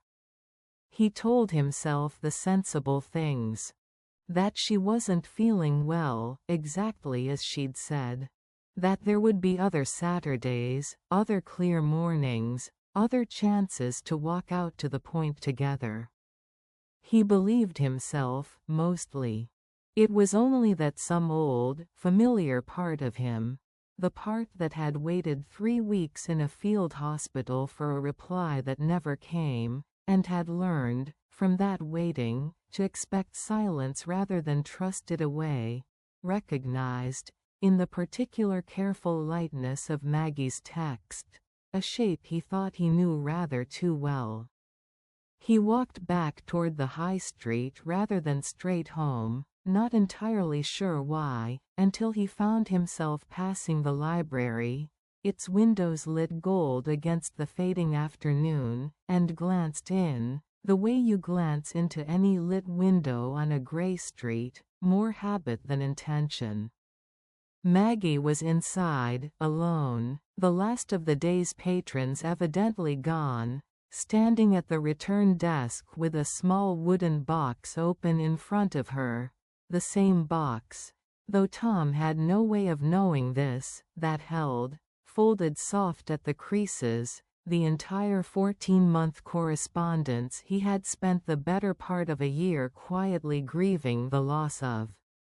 He watched her for a moment through the glass, unseen, her head bent over the box in an attitude he couldn't quite read from this distance.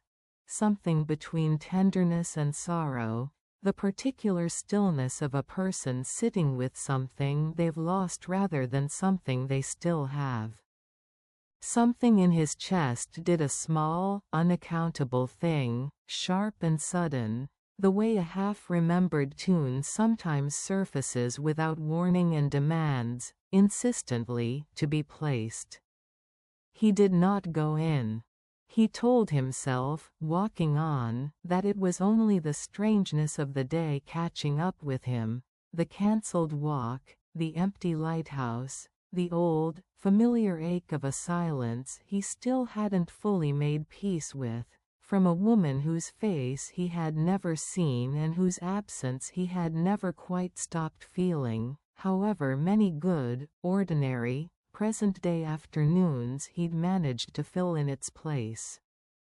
He told himself that, and did not entirely believe it, and walked home through streets that felt, for reasons he couldn't yet name, unsettlingly full of a familiarity he had no right to feel. Chapter 7. Jack. Tom found out about Jack in the most ordinary way imaginable, which was, he'd think later, rather fitting for a town that seemed to specialize in delivering the largest news through the smallest doors. He'd taken to helping out at the boatyard most mornings by then, more for the use of his hands than for any wage Frank was paying him, which wasn't much and which Frank apologized for weekly, as if the apology itself constituted a form of payment. It was steady work, sanding and varnishing and the occasional bit of engine fiddling that suited a man still learning what his leg could and couldn't be asked to do, and Tom had come to like it, the smell of varnish and salt water, The radio always tuned to the same crackling local station, Frank's running commentary on every boat that came in or out of the harbor, delivered with the authority of a man who considered himself, not without justification, the unofficial mayor of the water. New lad starting Monday, Frank had mentioned, a few weeks back, sanding a hull with the particular unhurried thoroughness of a man who had never once in his life been rushed into finishing a job properly. Good worker, from what I hear. Bit quiet. You'll like him. Tom had not thought much of it. New lads came and went at the boatyard the way new volunteers came and went at the library, absorbed into the rhythm of the place without much ceremony. Until the following Monday, when he arrived to find a young man already at work on the far side of the shed, dark-haired, narrow-shouldered in the particular way of someone who hadn't quite finished growing into himself yet, sanding a length of timber with a concentration that suggested he'd rather be doing almost anything except making conversation with strangers.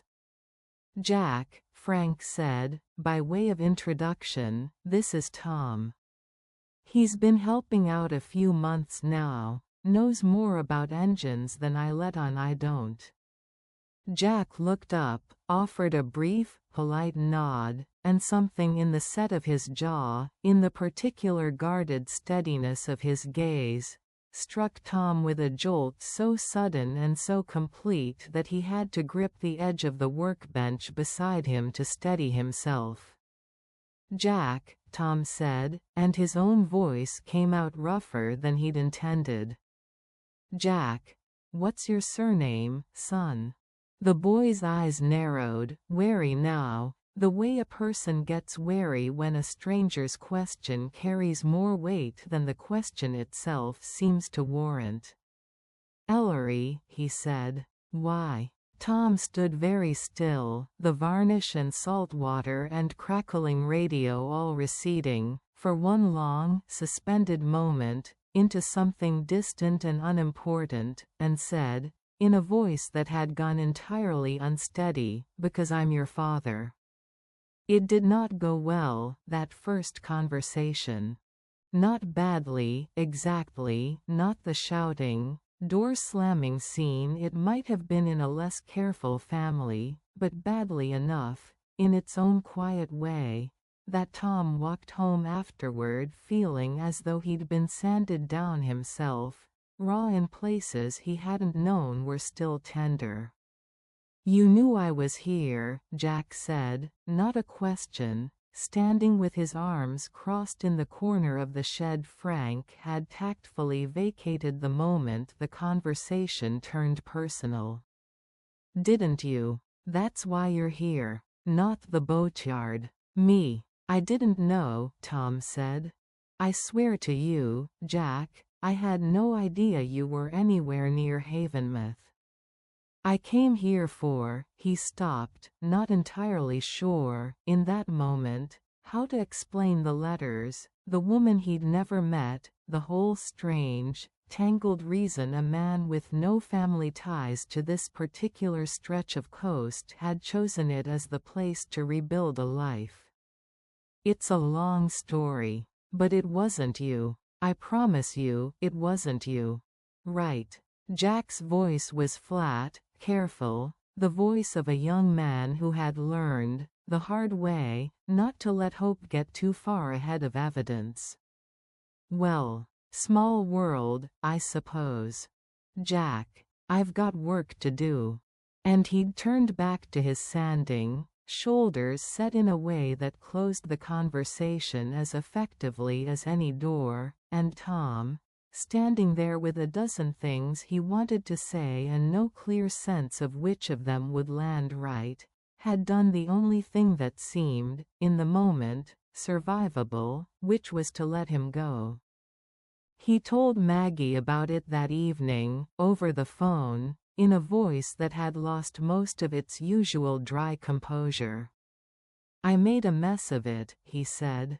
19 years of making a mess of it, and I've apparently found a way to make a mess of the reunion too." "You didn't make a mess of it," Maggie said, gently. "You told him the truth, straight away, without hiding from it. That's more than a lot of people manage on day one." He looked at me like I was a stranger who happened to share his surname. "You are, a bit. That's not something you fix in one conversation, Tom. It's something you fix by showing up again the next day, and the day after that, and letting him decide, in his own time, whether you mean it."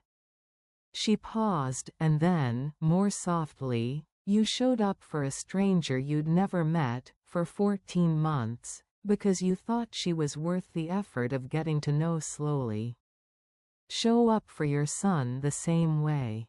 He's worth it too." Tom was quiet for a long moment on the other end of the line. "You're better at this than you let on, you know. I've had practice being patient with people who take their time coming round. It's mostly what running a library teaches you."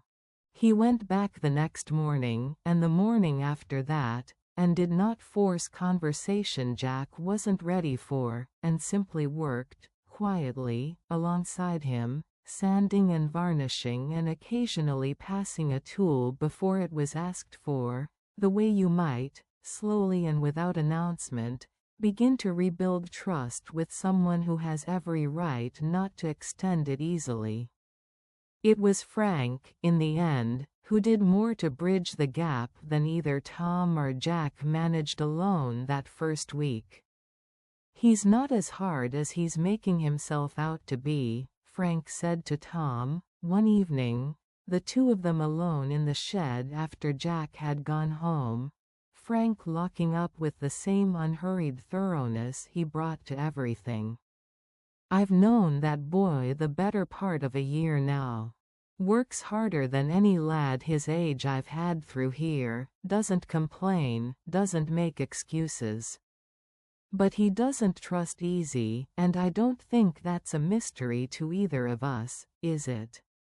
"No," Tom said. "I suppose it isn't. He asked me about you, you know. Before he knew who you were to him. Asked if I thought you were a decent sort." Frank glanced over, not unkindly. "I told him yes. Told him you'd shown up here with a bad leg and a quiet way about you and worked harder than most men half your age, and never once complained about the pay, which, God knows, is complaint-worthy." A small, rare smile. "Didn't know at the time I was vouching for his own father. Rather glad, looking back, that I meant every word of it anyway." "Thank you, Frank. Don't thank me. Just don't let the boy down twice. He'll survive a father who was never there. I'm not sure he'll survive a father who came back and then wasn't there either." The thaw, when it came gradually, and in small things, Jack asking, unprompted, whether Tom wanted a cup of tea from the flask he'd started bringing. Tom mentioning, carefully, a story from Jack's childhood he still remembered clearly, a particular Christmas, a particular bicycle, watching Jack's guarded expression flicker, just slightly, into something less defended. By the end of the second week, they were working most mornings side by side without the heavy silence that had marked the first days, and by the end of the third, Jack had, without any great ceremony, started calling him Dad again, tentatively, the word tested out like a shoe that hadn't been worn in a long time and wasn't yet sure it still fit. Tom told Maggie all of it, in pieces, over the weeks that followed, not the careful, curated version he might have given a stranger, but the whole messy truth of it, the guilt and the small hard-won victories and the particular ache of watching his son decide, day by day, whether he was worth trusting again. They were sitting on her front step one evening in early March, the light going gold and long the way it did now that spring had properly arrived, when Tom said, quietly, "I don't think I've told anyone the whole of that story. Not properly. Not the guilt of it, not really, not to anyone who." He stopped. Maggie watched something cross his face, a sudden, arrested stillness, the look of a man who has heard, mid-sentence, an echo of his own voice from somewhere he can't quite place, and has stopped himself just short of following it to wherever it leads. "Not to anyone who what?" she asked, gently. "Nothing." He shook his head, and the moment passed, though not entirely, a faint unease still visible around his eyes that hadn't been there a breath earlier. "Sorry. Lost my thread. You said that about the letter, too. Once. The line about strangers and honesty." "Did I?" Tom said, and there was something careful in the way he said it, as though he were treading, without quite realizing it, along the very edge of something he wasn't ready yet to look at directly. Maggie let it go, that evening, the way she'd let similar moments go for weeks now, the small unaccountable echoes, the sentences that trailed off a half-beat before they arrived somewhere neither of them seemed prepared for, because the evening was warm, and Tom's hand had found hers on the step between them, careful and warm and entirely real, and there would, she told herself, be time enough later to follow the echo to wherever it led. "Thank you," Tom said, after a while, "for telling me to keep showing up. With Jack. I don't think I'd have managed it without you saying it plainly like that." "You'd have managed it," Maggie said. "You're better at showing up than you give yourself credit for. I've had rather a lot of evidence of that, these past months." Tom looked at her for a long moment in the gold evening light, something warm and unguarded in his expression that made her chest ache in the good way now, the way it hadn't ached in longer than she could easily remember, and said, "I don't think I've told anyone that story properly since." He stopped again, more sharply this time, his hand going still in hers, his face draining, for one unguarded instant, of all its warmth and leaving behind something that looked, unmistakably, like the beginning of fear. "Tom?" "Nothing," he said, too quickly, standing, the moment broken. "It's late. I should get on." "Tom, wait. I'll see you Wednesday," he said, already moving down the front path, his voice not quite steady, not quite meeting her eyes, and Maggie stood alone on her doorstep in the fading gold light, watching him go, with the distinct and now entirely undeniable sense that whatever he had just come within a single word of saying, he had also, finally, come within a single word of remembering. Chapter 8. The Box.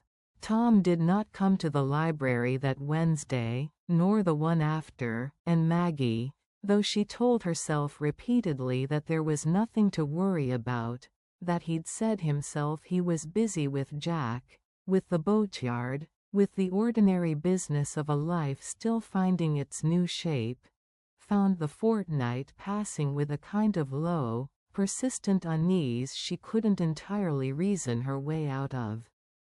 He turned up, in the end, on a Thursday evening in late March, unannounced, at her front door, with rain coming down in the hard, sideways way it did when a storm blew properly in off the sea rather than simply drifting through, and stood on her step soaked through and apologetic in a way that made her forget, almost immediately, whatever careful, wounded speech she'd half prepared for this moment.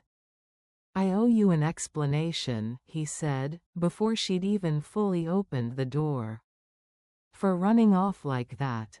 It wasn't fair, and I've been a coward about it for 2 weeks, which is worse than the running off, if I'm honest." "You're soaked through," Maggie said. "Come in before you catch your death. We can do the explaining part once you're not actively dripping on my hallway."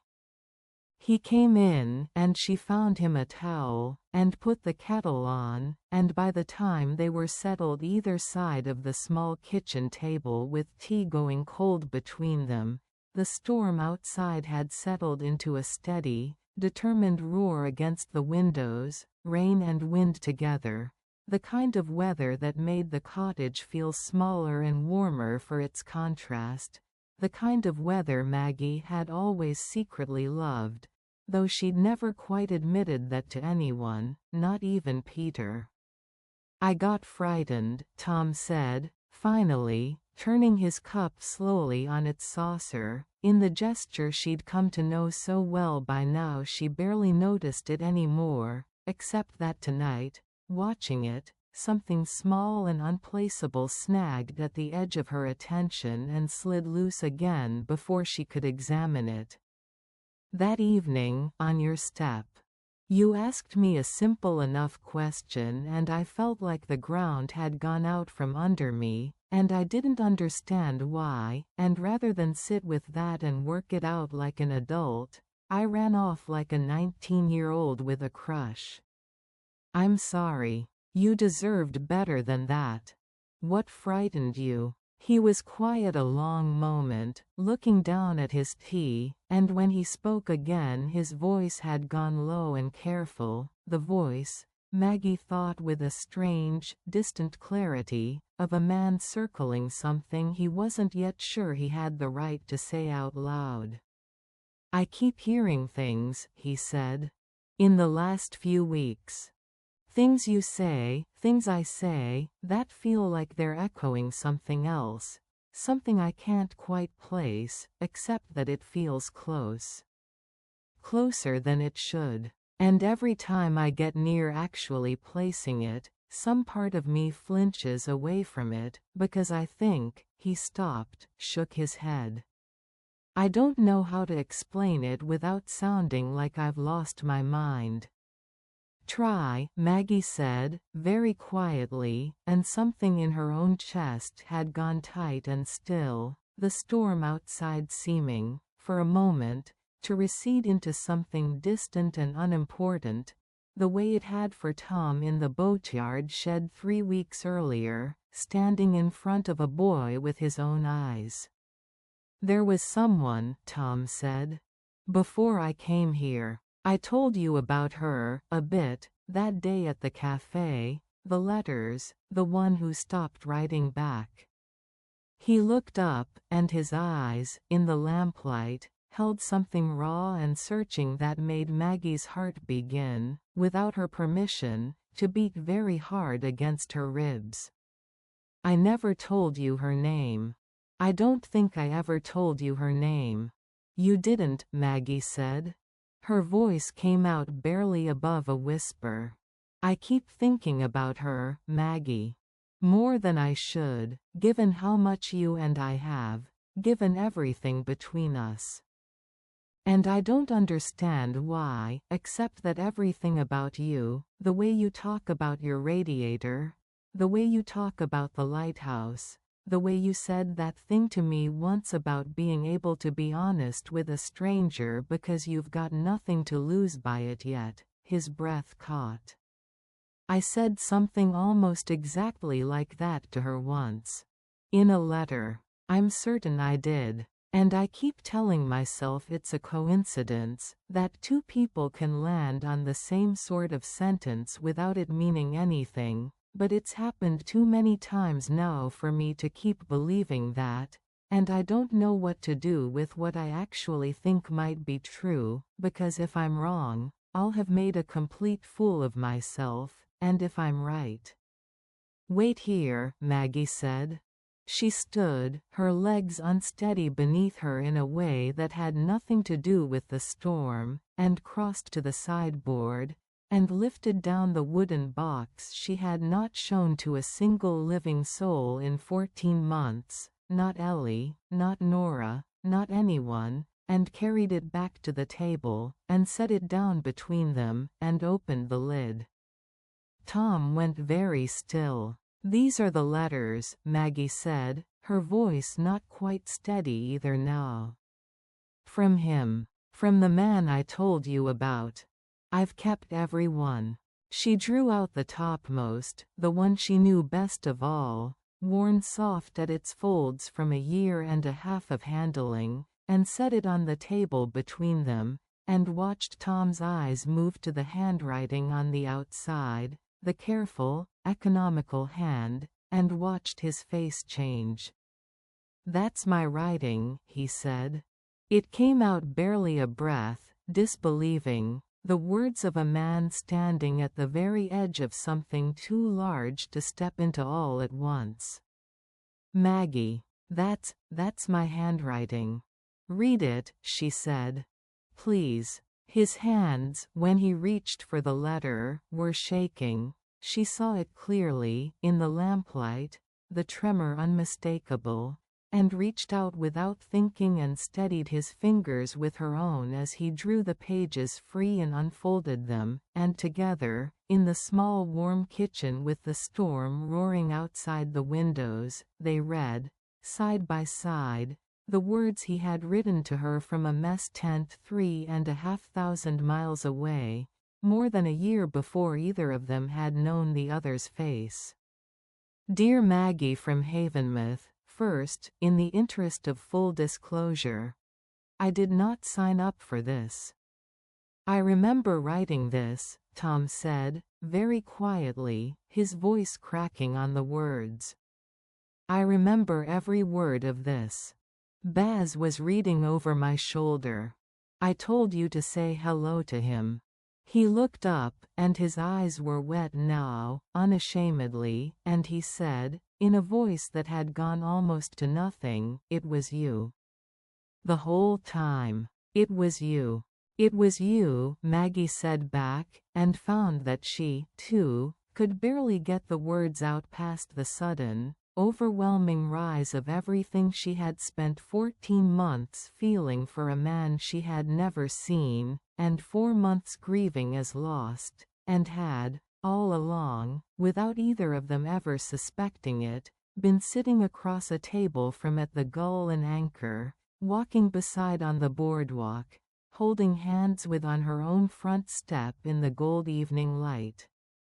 "The rain," Tom said, half laughing now, half something closer to weeping, the two so mixed together in his face that Maggie couldn't have said where one ended and the other began. "You said you thought of me whenever it rained. You've been saying it to my face for months and I never. God, Maggie, I sat across from you at lunch and told you about a woman I missed and I was talking about you. I was grieving you to your own face." "I did the same," Maggie said, and the laugh that came out of her was equally unsteady, equally shot through with something too large and too tender to properly contain. "I told you I'd lost someone. I was sitting there missing you while you sat right in front of me, and I never once." She shook her head, pressing a hand to her mouth, overwhelmed. "How did neither of us see it?" "Because we weren't looking for it," Tom said. "Because I thought you'd stopped writing to me because you didn't want me anymore, and you thought the same, and neither of us was looking for the person we'd lost in the person right in front of us, because we'd already grieved them. We'd already said goodbye." He reached across the table and took both her hands in his, careful and trembling and entirely certain all at once. "I love you, Maggie. I've loved you for the better part of a year and a half, on paper and now, finally, properly, in person, and I don't think I have ever been more certain of anything in my life than I am right now, sitting in your kitchen, having apparently spent 4 months slowly falling in love with you twice." I love you too, Maggie said, and found, saying it out loud, in her own voice, to his own face, that it felt entirely different from writing it in a letter, larger, and more frightening, and infinitely more real. I have loved you since a letter about rain, Tom. I think I've loved you the whole time, in every version of you I've ever known. They sat like that a long moment, hands joined across the table, the storm still roaring outside, the wooden box between them holding 14 months of a love neither of them had known they'd already found, and Maggie felt something in her chest ease that had been held tight and careful for 6 long years, some old, familiar wall finally, gladly, coming down. And then, slowly, a different thought began to surface beneath the joy. Quiet at first, and then insistent, the practical, careful part of her mind that ran a library and kept careful records reasserting itself even through the overwhelming rush of everything else. Wait, she said, sitting back, her brow furrowing. Wait. If you sent that last letter, the one you're talking about, the one where you said you'd come to the lighthouse, where did it go? Why did I never get it? And why did you never get mine? I don't know, Tom said, slowly, his own face clouding now, the joy of the moment giving way to something more troubled. I posted it myself, the morning before the incident with the vehicle. I remember handing it to the orderly. It should have gone out with the rest of the unit post that day. And I posted mine in January, months before that. It should have reached you long before you were even injured. Maggie's mind was working now, fast and careful, running back over the whole timeline of the correspondence, the dates, the gaps, the strange coincidence of 2 letters, sent months apart, both somehow failing to arrive. Tom, that doesn't make sense. Letters get lost, I know that, but not both of ours, not both of the most important ones we ever wrote, at almost the same time, for no reason at all. What are you saying? Maggie sat very still, her hand still tangled with his across the table, and felt the last piece of the evening's revelations arrive with a cold, sudden clarity that had nothing to do with joy at all. Rose runs the post box for the program, she said, slowly. She's the one who handles everything that comes through for the letter writers, sorting it, forwarding it, all of it. If anything came through here for me, addressed to the program rather than to my home directly, anything at all, she would have been the one who had it. The kitchen went very quiet, the storm outside seeming, for a long moment, to hold its breath along with them. Maggie, Tom said, carefully, what are you saying happened? I don't know, Maggie said, and her voice, when it came, had gone cold and small, the joy of a few minutes earlier curdling now into something far more uneasy. But I think we need to ask her. Chapter 9. What Rose Kept. Maggie walked to Rose's house the following evening alone, having asked Tom, gently but firmly, to let her go first, not because she didn't want him there, but because whatever this conversation turned out to be, she thought it ought to happen, at least at first, between the two of them, without an audience to either her anger or her sister-in-law's fear. She did not, walking up the familiar garden path she'd walked 1,000 times over the years, feel angry, exactly.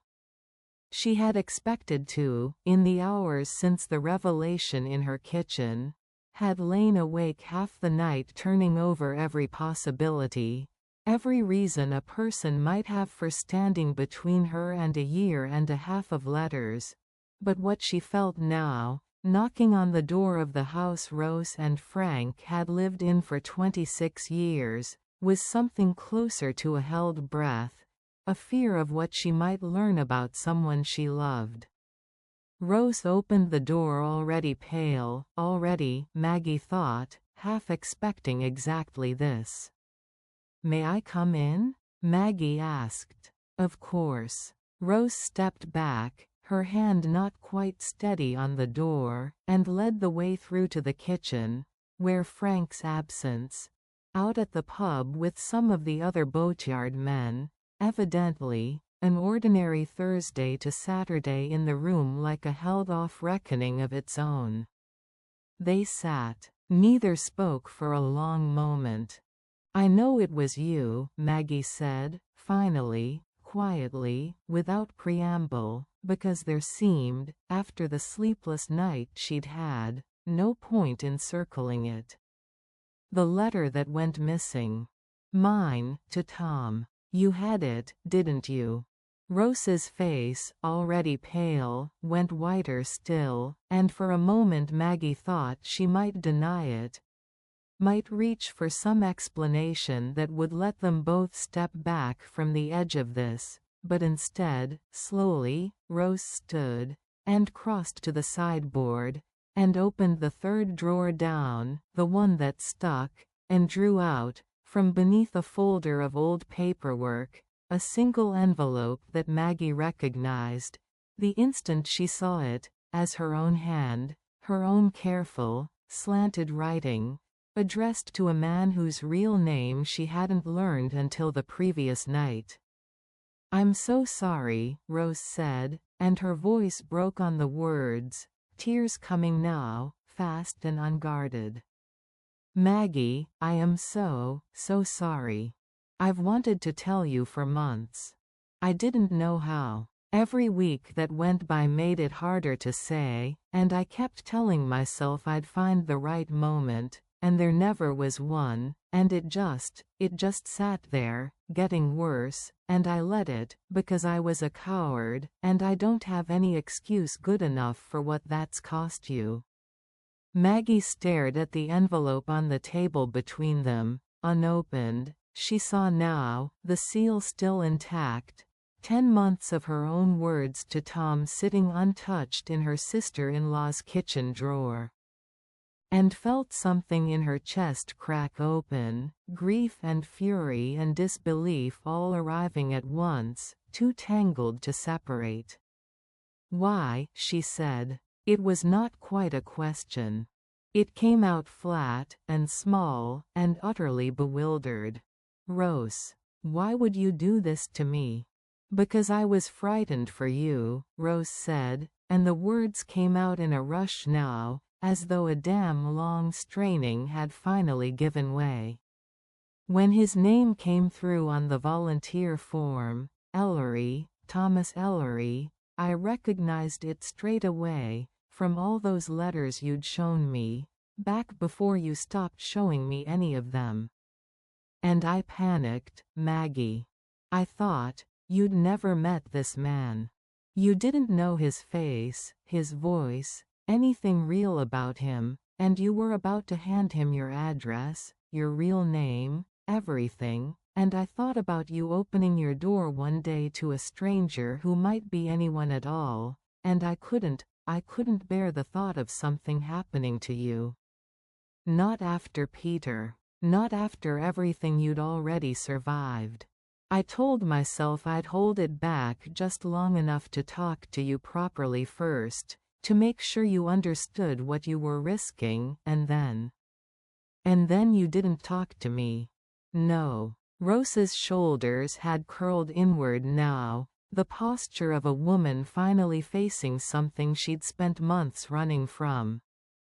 "I told myself I would, and then a week went by, and it felt harder to raise, because now I'd have to explain why I'd already held it back without asking you, and then a month went by, and it felt impossible, and then," she stopped, pressed both hands to her face, and when she spoke again her voice had gone very small. And then I told myself it was already too late to matter. That you'd both moved on by then anyway, that no harm had really been done, that opening old wounds wouldn't help anyone. I told myself a great many things, Maggie, to make it possible to keep living with what I'd done. None of them were true. I knew, every single day, exactly what I was choosing not to fix. Maggie sat with that for a long moment, the envelope between them, the kitchen clock ticking on into a silence that felt, for the first time in the conversation, less like confrontation than grief, the shared, exhausted grief of two women who loved each other and had, through fear on one side and loss on the other, ended up standing on opposite sides of a wound neither of them had wanted. I understand why you were frightened, Maggie said, finally, her voice steadier than she'd expected it to be. I do, Rose. I understand exactly what it is to be so afraid of losing someone that you'd rather control everything around them than risk it. I've built my whole life around that fear for 6 years. But you took a choice away from me that was mine to make. Whatever came of it, whoever he turned out to be, that was mine to risk, and mine to decide, and you decided it for me, and kept deciding it, every single day you didn't tell me, for 10 months. I know, Rose whispered.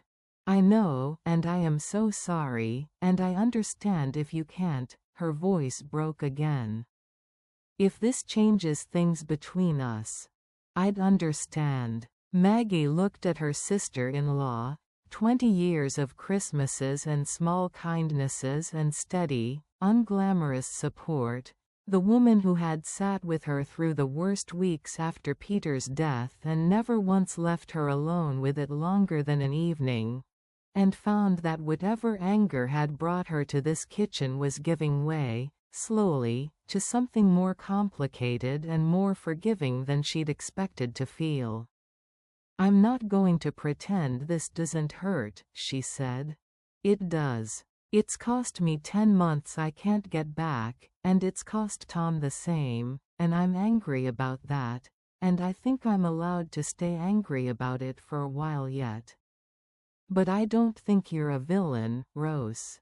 I think you're someone who loves me and got frightened and made the wrong choice, over and over, because each wrong choice made the next one feel inevitable. I know exactly how that works. I've done it myself, in smaller ways, for 6 years. She reached across the table, and took the envelope, and held it a moment in her own hands.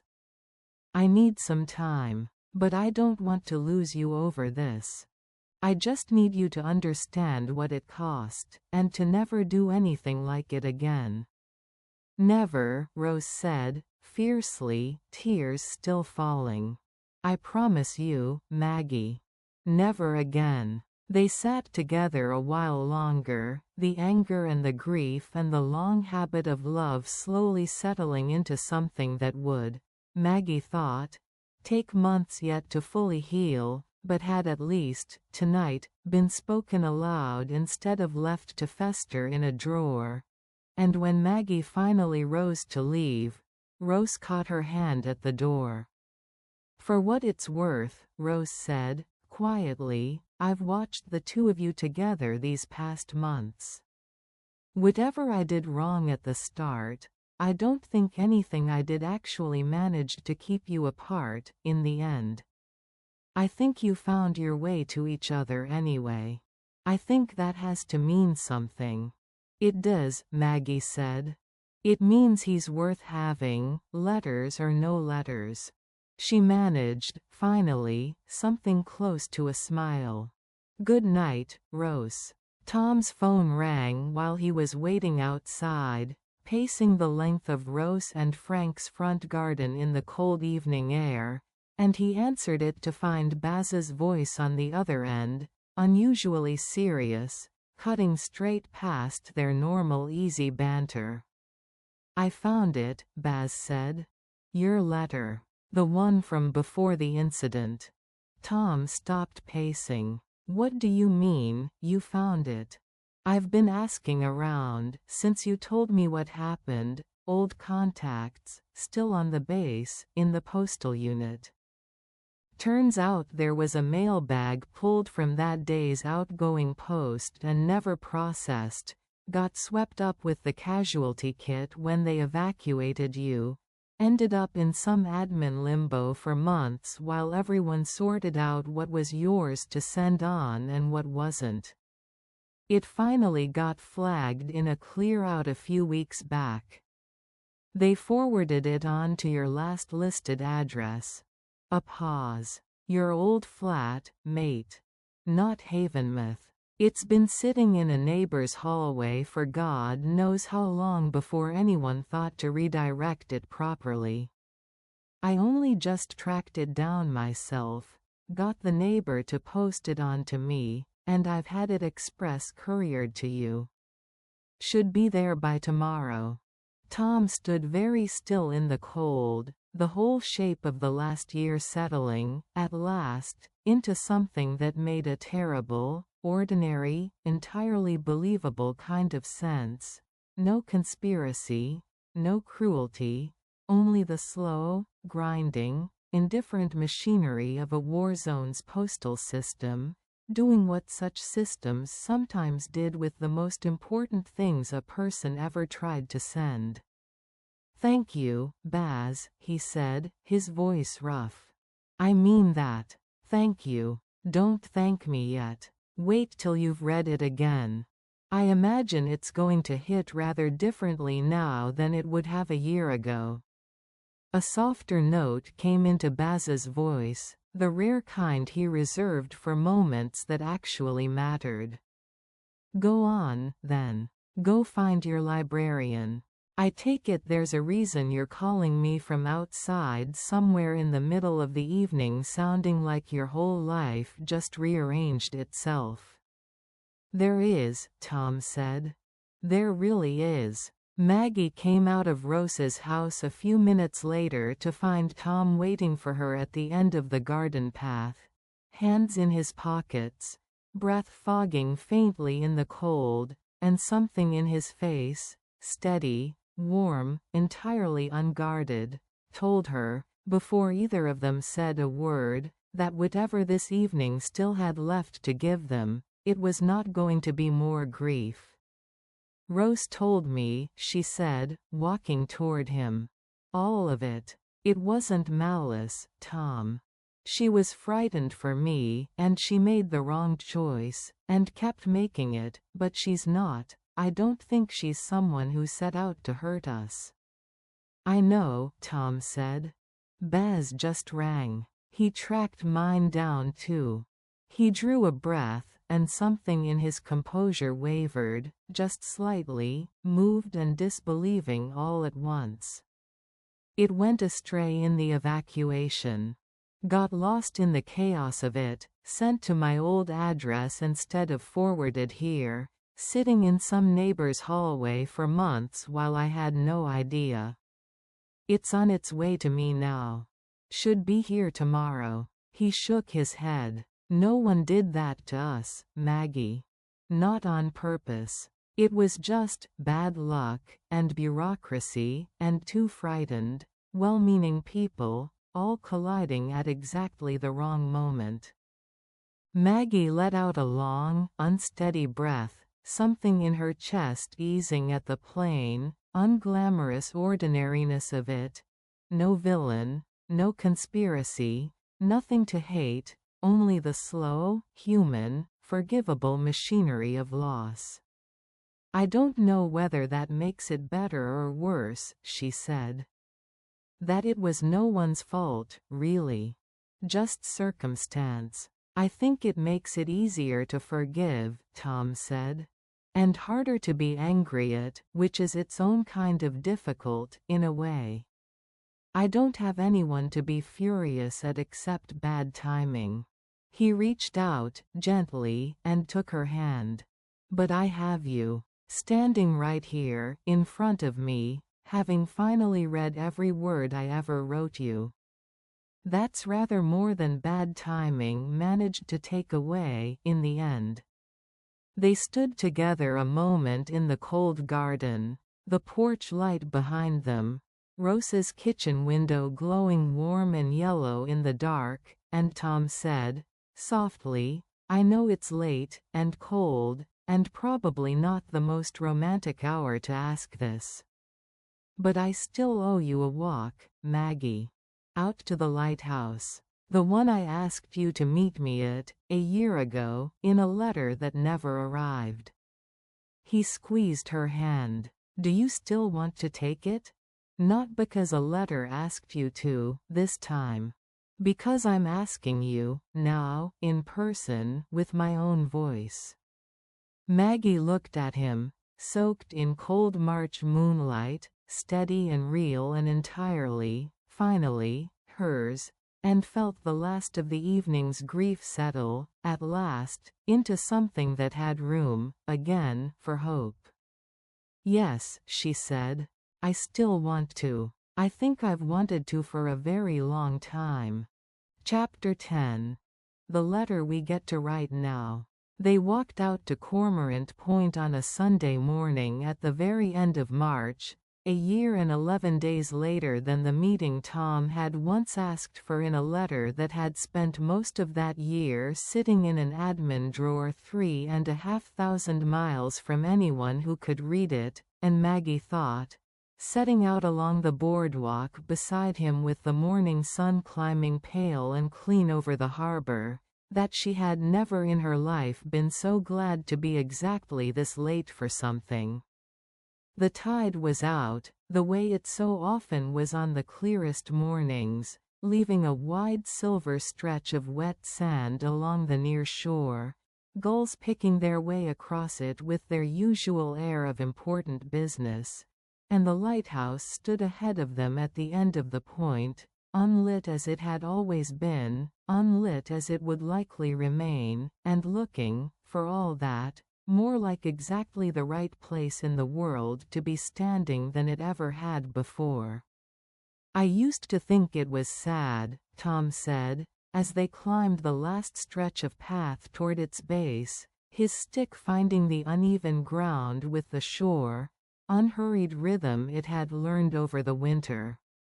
A lighthouse that doesn't work anymore. All that purpose, just standing there unused.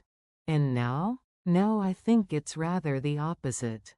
It's still here, still standing exactly where it's always stood, doing the only job it's got left, which is being looked at by people who need somewhere steady to look. He glanced at her, something warm and a little shy in his expression, the particular unguarded look she had come, over these last weeks, to treasure more than almost anything else about him. I think that's rather a good thing for something to be, actually. Steady, present, not needing to be useful to be worth keeping around. They stood together at its base a long while, not saying much, letting the morning settle around them, the gulls, the wide silver sand, the small ordinary waves coming in unhurried against the rocks below, and Maggie found that she did not need, in that moment, any grand declaration or dramatic gesture to know that she had, at last, arrived somewhere she'd been trying to reach for the better part of 2 years. I read your letter again last night, Tom said, eventually.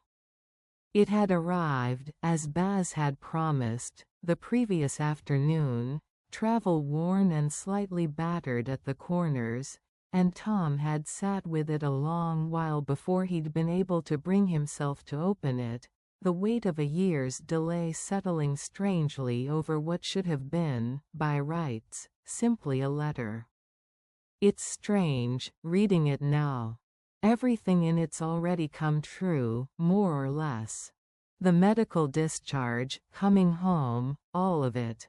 Except the part where I asked you to meet me here.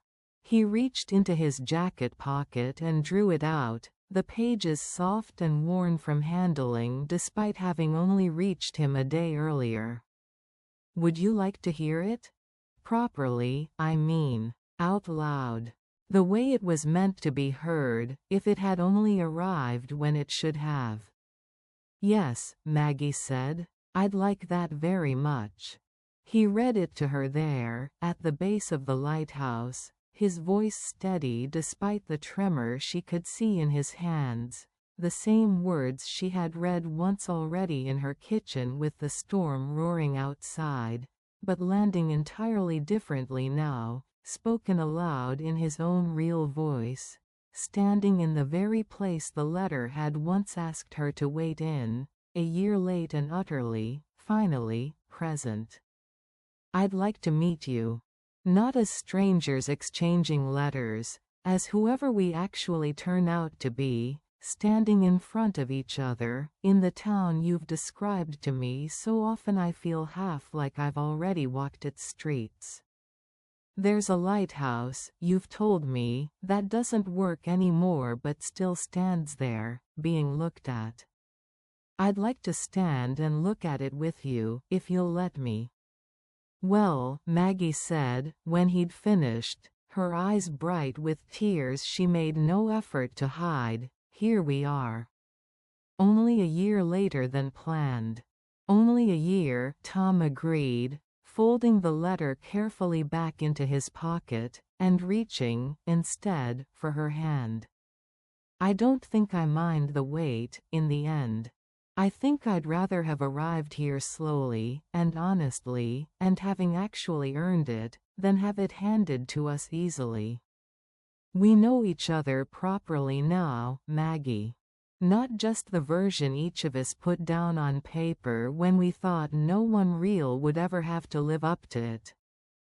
The whole of it. The good and the difficult both." He drew a slow breath, steadying himself. "I love you. Not the woman in the letters. You. Standing here, in front of me, radiator and library and all of it. I'd like very much to keep choosing you, for as long as you'll let me, if that's something you'd want to." "It is," Maggie said, and found, saying it, that it was the easiest true thing she had said in 6 long years. "I'd like that more than almost anything I can think of." They did not marry that spring, nor rush toward anything neither of them was quite ready for.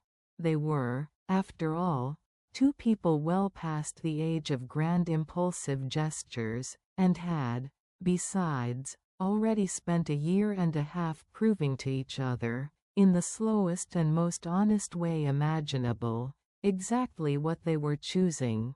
But they walked back from the lighthouse that morning hand in hand, unhurried, toward a life that had, at last, room in it for both of them together, rather than each of them separately grieving a version of the other that had, all along, been standing right there. The rest of that spring brought its own smaller, steadier repairs, the way seasons of change often do, radiating outward from the center of things the way ripples move outward from a stone. Rose and Frank sat down together, a fortnight after the confession in the kitchen, and had the kind of conversation 26 years of marriage sometimes needs and rarely gets around to. About the secret Rose had carried, yes, but about the quiet distance that had let it grow undetected for so long in the first place, the two of them having drifted, without quite noticing, into separate rooms of the same house since their youngest left for university. It was not an easy conversation, and it did not fix everything in a single evening, but it was, Frank told Tom later at the boatyard, the first properly honest conversation the two of them had managed in longer than either cared to admit, and it had, in its own slow way, begun something neither of them had realized they'd stopped tending.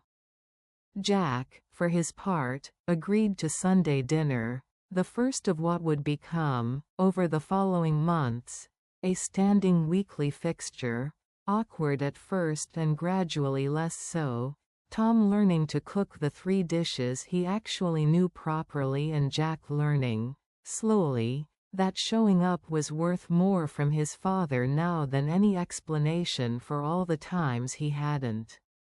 Maggie joined them the 3rd week, nervous in a way she hadn't been nervous in years, and found Jack watching her across the table with an expression that reminded her, powerfully, of his father's careful, considering stillness, before he said, simply, "Dad talks about you a lot. It's a bit much, honestly. But I'm glad. He seems happier than I remember him being." Which was, Maggie thought, about as warm a welcome as a 19-year-old was ever likely to offer, and worth a great deal more for its honesty. Ellie visited at the end of April, taking the train down from Bristol on a bright, blustery Saturday, and sat with Maggie and Tom at the corner table in the Gull and Anchor for the better part of 3 hours, asking Tom the kind of pointed, protective questions only a daughter watching over her mother's heart could reasonably ask, and seeming, by the end of it, thoroughly satisfied with his answers. "He's good for you," Ellie said, on the walk back to the station, tucking her arm through Maggie's. "I haven't seen you like this in years, Mum. Not since before Dad. You look like yourself again. More than yourself, maybe." "I feel like myself again," Maggie admitted. "I didn't realize how much of myself I'd put away until I started finding it again, one letter at a time. I'm glad you joined that silly program, then. Whatever I thought I was signing you up for, it clearly worked out rather better than I imagined." Maggie laughed, and hugged her daughter goodbye at the platform, and walked home along the boardwalk in the last of the golden afternoon light, past the 3rd bench, past the lighthouse standing steady and unlit and entirely unbothered by any of it, and thought that there were, perhaps, worse ways for a life to rearrange itself than the slow, patient, unglamorous way hers had. On the first Wednesday evening in May, Maggie sat once more at the sorting table in the library's back room, the radiator making its familiar aggrieved animal noise, the last of the evening's letter writers packing up around her, Tom beside her sorting a stack of care package biscuits with an ease that had, over the months, become entirely natural to him. She took a fresh sheet of paper. "Dear Tom, I know this is a strange thing to do, writing you a letter when you're sitting close enough that I could simply say all of this to your face, and I will, later, tonight, over supper, because I've found I like saying true things to you out loud now nearly as much as I used to like writing them down. But I wanted this one on paper. I think we've earned one more letter, properly written, to put beside all the others in the box. I want you to open this one on the 1st anniversary of the day I found out it was you, not our wedding day, whenever that turns out to be, and not any of the other dates a more sensible person might have chosen. That day, specifically. The stormy one, with the tea gone cold and your hands shaking around my letters at my kitchen table. I want you to remember, whenever you open this, exactly how frightened and how glad we both were in that one single evening, because I think that's rather the truest thing about us. That we found each other twice, once on paper and once in person, and were terrified both times, and showed up anyway. I love you. I loved you before I knew your face, and I love you more now that I do, lines and stillness and all of it. Thank you for writing to a stranger who needed, more than she knew, to be written to. Thank you for coming home, and for finding your way to me even when the whole world seemed determined to keep us apart through nothing more sinister than bad luck and frightened, well-meaning hearts. I hope, wherever we are a year from now, it's raining. I find I still think of you every time it does. All my love, then and now and always, Maggie. She folded it carefully, and sealed it, and did not post it, because there was no need to any more. She simply handed it, across the sorting table, into Tom's waiting hands, and watched him read the return address, and smile, and tuck it away inside his jacket, close to his chest, exactly where a letter that mattered ought to be kept. Outside, the evening was clear, the first properly warm evening of the year, and somewhere out past the harbor wall, the lighthouse kept its quiet, patient watch, the way it always had, over a town that had, in its own small and unhurried way, taught two frightened, careful people how to love each other out loud again. Around them, at the other tables, the evening's letters were still being finished.